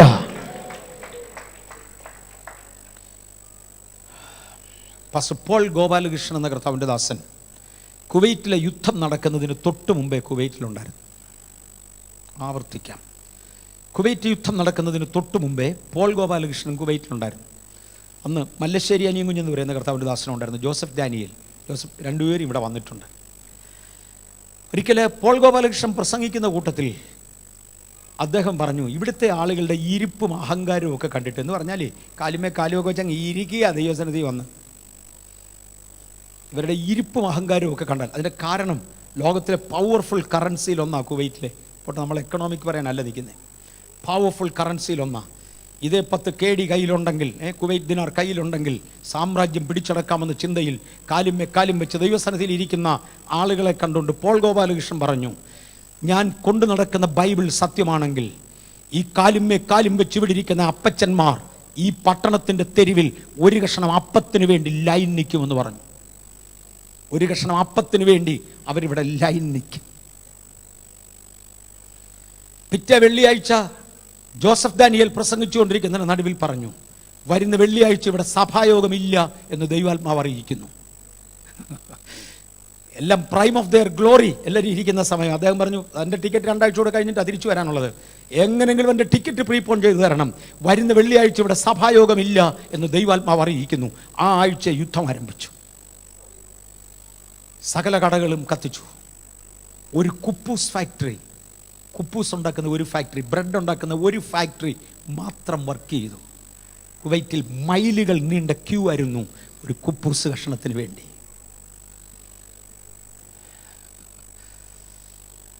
അതൊക്കെ നടക്കുമെങ്കിലും നീതിമാന്റെ സന്തതി അപ്പം യാചിക്കത്തില്ല എന്നൊരു വാഗ്ദത്തം നമുക്കൊന്ന് ഏറ്റുപിടിക്കാം. I am a strong supplier. എൻ്റെ ആവശ്യത്തിന് തരുവാൻ കഴിയുന്ന ദൈവം, എൻ്റെ ആവശ്യത്തിന് തരുവാൻ കഴിയുന്ന ദൈവം, എന്നെ കൈവിടാത്ത ദൈവം, അത് എൻ്റെ ദൈവമാണ്. ഇന്ന് പകൽ ആവശ്യങ്ങളുള്ളവർ ദൈവസന്നിധിയിലോട്ട് വെച്ചു. സമൃദ്ധിയായി തരുവാൻ എൻ്റെ ദൈവം ശക്തനാണ്. നമ്മുടെ ഭോഗങ്ങളിൽ ചിലവിടേണ്ടതിന് വല്ലാതെ അപേക്ഷിച്ചാൽ ഒന്നും കിട്ടത്തില്ല. ആവശ്യങ്ങൾ അറിയാവുന്ന ദൈവം നാം ചോദിക്കുന്നതിന് മുന്നമേ ആവശ്യം അറിയാവുന്നതിന്റെ മുമ്പിൽ ആവശ്യം സ്തോത്രത്തോടെ അറിയിക്കുക തരുവാൻ എൻ്റെ ദൈവം ശക്തനാ. പാസ്റ്റർ കുര്യൻ തോമസ് ഇന്നിവിടെ ശുശ്രൂഷിക്കുമ്പോൾ ജോർജ് മുള്ളറുടെ ചരിത്രം തൊട്ടിരുന്നു. ജോർജ് മുള്ളറെ കുറിച്ച് കേട്ട് വിശ്വാസ വീരൻ, പ്രാർത്ഥന വീരൻ എന്നൊക്കെ അദ്ദേഹത്തെക്കുറിച്ച് പറയുന്നേ. ഞാൻ അദ്ദേഹത്തെക്കുറിച്ച് കേട്ടിട്ടുള്ള ഒരു ചരിത്രം. ഒരു ദിവസം രാവിലെ അദ്ദേഹത്തിൻ്റെ ഓർഫനേജിൻ്റെ അധികാരികൾ അനാഥശാലയുടെ അധികൃതരെ അറിയിച്ചു, രാവിലെ ബ്രേക്ക്ഫാസ്റ്റിന് പിള്ളേർക്ക് കൊടുക്കാൻ ഒന്നുമില്ല, ബ്രേക്ക്ഫാസ്റ്റ് ഓർ ലഞ്ച്, അടുത്ത ആഹാരം പിള്ളേർക്ക് കൊടുക്കാൻ ഇവിടെ ഒന്നുമില്ല. അദ്ദേഹം പോയിരുന്നു പ്രാർത്ഥിച്ചു. പ്രാർത്ഥിച്ചത് കൊണ്ട് പിള്ളേരുടെ വയറ് നിറയത്തില്ലല്ലോ. ആഹാരത്തിന് സമയമായപ്പോൾ വീണ്ടും അവർ എന്ന് പറഞ്ഞു, മുള്ളർ പിള്ളേർക്ക് കൊടുക്കാൻ ഒന്നുമില്ല. അദ്ദേഹം പറഞ്ഞു, ബെല്ലടിക്ക്, ആഹാരത്തിന് പിള്ളേർ വരാൻ ബെല്ലടിക്ക്. പിള്ളേർ വന്ന് ലൈൻ നിന്നു. ആഹാരം വിളമ്പാൻ ഒന്നുമില്ല. അവർ പിന്നെയും ചെന്ന് പറഞ്ഞു, ആഹാരത്തിനൊന്നുമില്ല, വരും, പിള്ളേരവിടെ നിൽക്കട്ടെ. ഇപ്പോഴാണ് ഒരു ട്രക്ക് വന്ന് നിർത്തുന്നത്. ഒരു ട്രക്ക് വന്ന് നിർത്തിയേച്ച് പറഞ്ഞു, ഒരു മാരേജ് പാർട്ടിക്ക് വേണ്ടി ഞങ്ങൾ ആഹാരമുണ്ടാക്കി, ഒരല്പം ഓവർ കുക്കായിപ്പോയി, ഇച്ചിരി ഒന്ന് കൂടിപ്പോയി, അതങ്ങ് അളിഞ്ഞുപോയി. അതുകൊണ്ട് ആ കല്യാണത്തിന് ആഹാരം കൊടുക്കാൻ കൊള്ളുകയില്ല, ഞങ്ങൾ കല്യാണക്കാർക്ക് വേറെ ഉണ്ടാക്കി കൊടുക്കുക. ഒരു ട്രക്ക് നിറച്ച് ലഞ്ചിൻ്റെ ആഹാരങ്ങളുണ്ട്, അല്ലേ ബ്രേക്ക്ഫാസ്റ്റിൻ്റെ ആ നേരത്തേക്കുള്ള ആഹാരമുണ്ട്. ബൈബിൾ നിങ്ങളുടെ അനാഥശാലയ്ക്ക് ഉപയോഗിക്കാമെങ്കിൽ ആഹാരം കൊടുക്കേണ്ട സമയത്ത് ഒരു സെക്കൻഡ് താമസിക്കാതെ കുഞ്ഞുങ്ങളുടെ പ്ലേറ്റിലോട്ട് ഡയറക്റ്റ് വിളമ്പേ. ഇത് വെറും ജോർജ് മുള്ളറിൻ്റെ ദൈവം തന്നെയാണോ? അല്ല, നമ്മുടെയും കൂടെ. I am a strong supplier. He is a strong supplier. He is a strong supplier. He is a strong supplier. Jehovah El Shaddai. ഇന്ന് പകൽ ഭൗതിക ആവശ്യത്തിന് മുമ്പിലുള്ളവർ ഇവിടെ ഉണ്ടെന്ന് എനിക്കറിയാം. അതുകൊണ്ടാണ് ഞാനിത് എടുക്കുന്നത്. അല്ല പിന്നെ ആരാ ഇതിന് സമയം കളയുന്നേ? ഈ ഭാഗം അവോയ്ഡ് ചെയ്ത് തടി തപ്പാൻ എനിക്കറിയാം. പക്ഷേ അത് അവോയ്ഡ് ചെയ്യേണ്ടതല്ല. ഈ ജനത്തിന് കൊടുക്കാനുള്ള ദൈവം കൊടുക്കണമെങ്കിൽ വചനമാകുന്ന ക്രിസ്തുവിനെ ഞാൻ നിങ്ങളുടെ മുമ്പിൽ വെക്കട്ടെ. ഏത് പുരുഷനെയും തികഞ്ഞവനാക്കുന്ന കൂട്ടത്തിൽ ഭൗതിക തികവുകളുണ്ട്. I am a strong nourisher. I am a strong supplier. ധാരാളം ബലപ്പെടുത്തുന്നവനാണ്, ധാരാളം കൊടുക്കുന്നവനാ. 3, I am a strong satisfier. ഞാൻ തൃപ്തിപ്പെടുത്തുന്ന ദൈവമാണ്. നിന്റെ ആദ്യത്തെ മോൻ വന്നതുപോലല്ല, ഞാൻ തരുന്നത് നിന്റെ ജീവിതത്തിന് തൃപ്തിയായിരിക്കും. കുടുംബജീവിതം കൊണ്ട് ഭാരപ്പെട്ടവരെ, കുഞ്ഞുങ്ങളെ കൊണ്ട് വിഷമിച്ചവരെ, ഭർത്താക്കന്മാരെ കൊണ്ട് ശാപമായി മാറിയവരെ, ഭാര്യമാരെ കൊണ്ട് ജീവിക്കാൻ നിവൃത്തിയില്ലാതായവരെ, ഇന്ന് പകൽ എൻ്റെ കർത്താവിന് പറവാനുണ്ട്, വേറൊന്ന് തരുമെന്നല്ല, ഉള്ളതിനെ നന്നാക്കുവാൻ എൻ്റെ ദൈവത്തിന് കഴിയും. ഉള്ളതിനെ നന്നാക്കുവാൻ എൻ്റെ ദൈവത്തിന് കഴിയും. അതേ കർത്താവേ, വരണമേ എന്ന് നമുക്കൊന്ന് പറയാം. You are a strong satisfier. You are a strong satisfier. കുടുംബജീവിതത്തിൽ ഭാരം അനുഭവിക്കുന്ന പലരെയും എനിക്കറിയാം. V really sympathise. അതിക്കവിഞ്ഞ് എനിക്കൊന്നും ചെയ്യാൻ ഒക്കത്തില്ല. എൻ്റെ ദൈവം സിമ്പതൈസ് ചെയ്ത് മാറുന്നവനല്ല, ഹി റെക്ടിഫൈസ് ആൻഡ് ലീവ്. എൻ്റെ കർത്താവ് സിമ്പതൈസ് ചെയ്ത് മാറുന്നവനല്ല, തനിക്കതിന്റെ ആവശ്യമില്ല, പകരം താൻ നന്നാക്കി ഏച്ചു മാറുന്നവനാ. കർത്താവേ, ഇന്ന് പകൽ നന്നാക്കേണ്ട ഭാഗങ്ങൾ നന്നാക്കുവാൻ you are a strong satisfier. You are ഇന്ന് പകൽ നമുക്ക് ദൈവത്തെ ഒന്ന് അക്സെപ്റ്റ് ചെയ്യാം. കർത്താവേ, അങ്ങ് you are a strong satisfier. ഇന്ന് പകൽ ചില ദൈവിക വിടുതലുകൾ ഇതിനകത്ത് നടക്കട്ടെ കർത്താവേ. ഈ സമയത്ത് ശരീരത്ത് വേദനകളായി രോഗങ്ങളായിരിക്കുന്നവർ അവരവരുടെ വേദനകളും രോഗങ്ങളുമുള്ള ഭാഗങ്ങളെ ദൈവകരങ്ങളിലോട്ട് വെച്ചു. പ്രത്യേകിച്ച് ഒരു വ്യക്തിയെ പരിശുദ്ധാത്മാവ് എനിക്ക് കാണിച്ചു തരുന്നു. കൈയുടെ അസ്ഥികൾ തമ്മിൽ മുട്ടുമുതൽ താഴോട്ടുള്ള ഭാഗത്ത്, മുട്ടുമുതൽ കുഴ വരെയുള്ള ഭാഗത്തുള്ള അസ്ഥികൾ രണ്ടാകുന്നത് പോലെ എന്തോ അതിനിടയിലൂടെ ഒരു വേദന പോലെ കയറുന്ന ഒരു വ്യക്തിയെ ദൈവാത്മാവ് കാണിക്കുന്നു.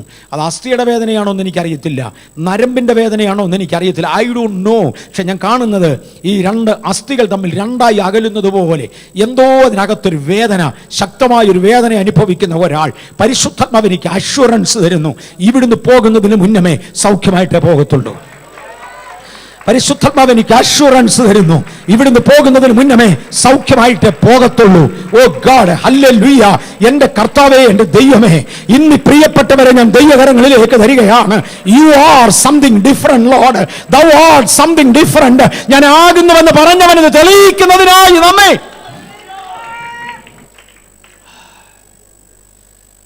നമ്മുടെ കർത്താവ് പലയിടത്തും പറഞ്ഞിട്ടുണ്ട്, ഞാൻ ആകുന്നു എന്നല്ലയോ. ഞാൻ ആകുന്നവൻ, ഞാൻ ആകുന്നു. That's a very big statement. ഒരിക്കൽ യേശു പറഞ്ഞു,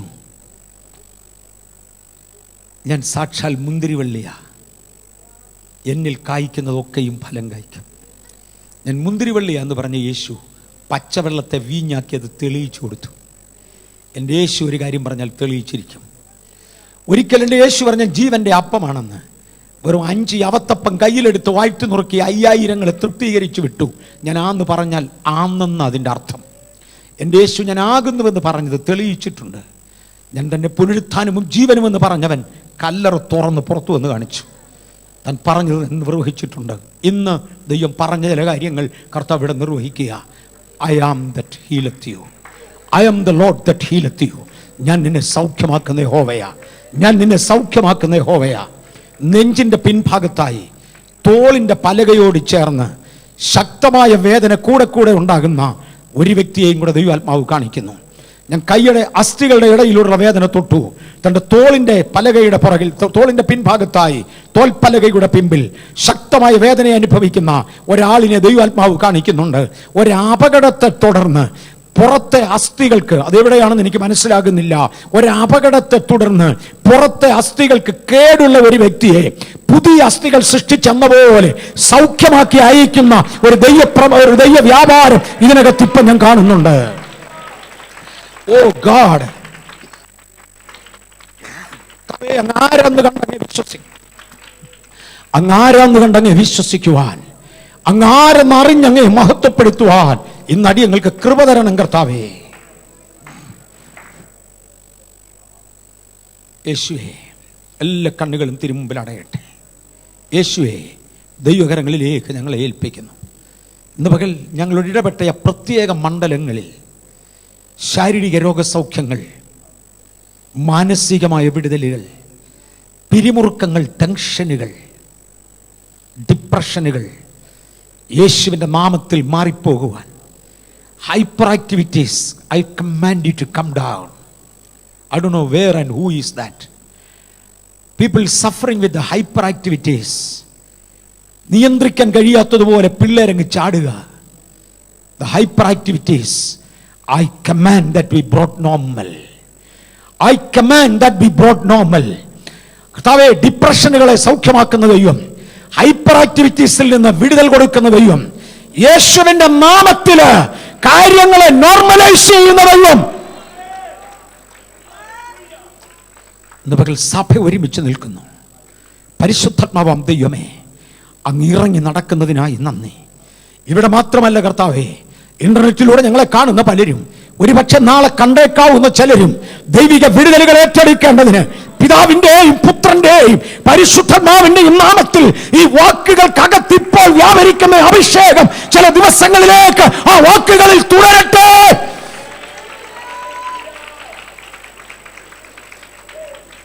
സഭയായി ബേഥേലിനെ ബെഥസ്തയായി ഞങ്ങൾ തിരുനാമത്തിൽ പ്രഖ്യാപിക്കുന്നു.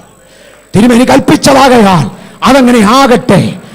ഏത് തര രോഗബാധിതനായാലും ദൂതനിറങ്ങുന്ന സാഹചര്യങ്ങളിൽ പ്രത്യേക വിടുതലുകൾ നടക്കുമ്പോൾ സൗഖ്യമായി മടങ്ങുവാൻ യേശുവിന്റെ നാമത്തിൽ ആ തിരമാല ഉരുളുന്നത് പോലെ ദൈവശക്തി ഉരുളുന്നതിനായി നന്ദി.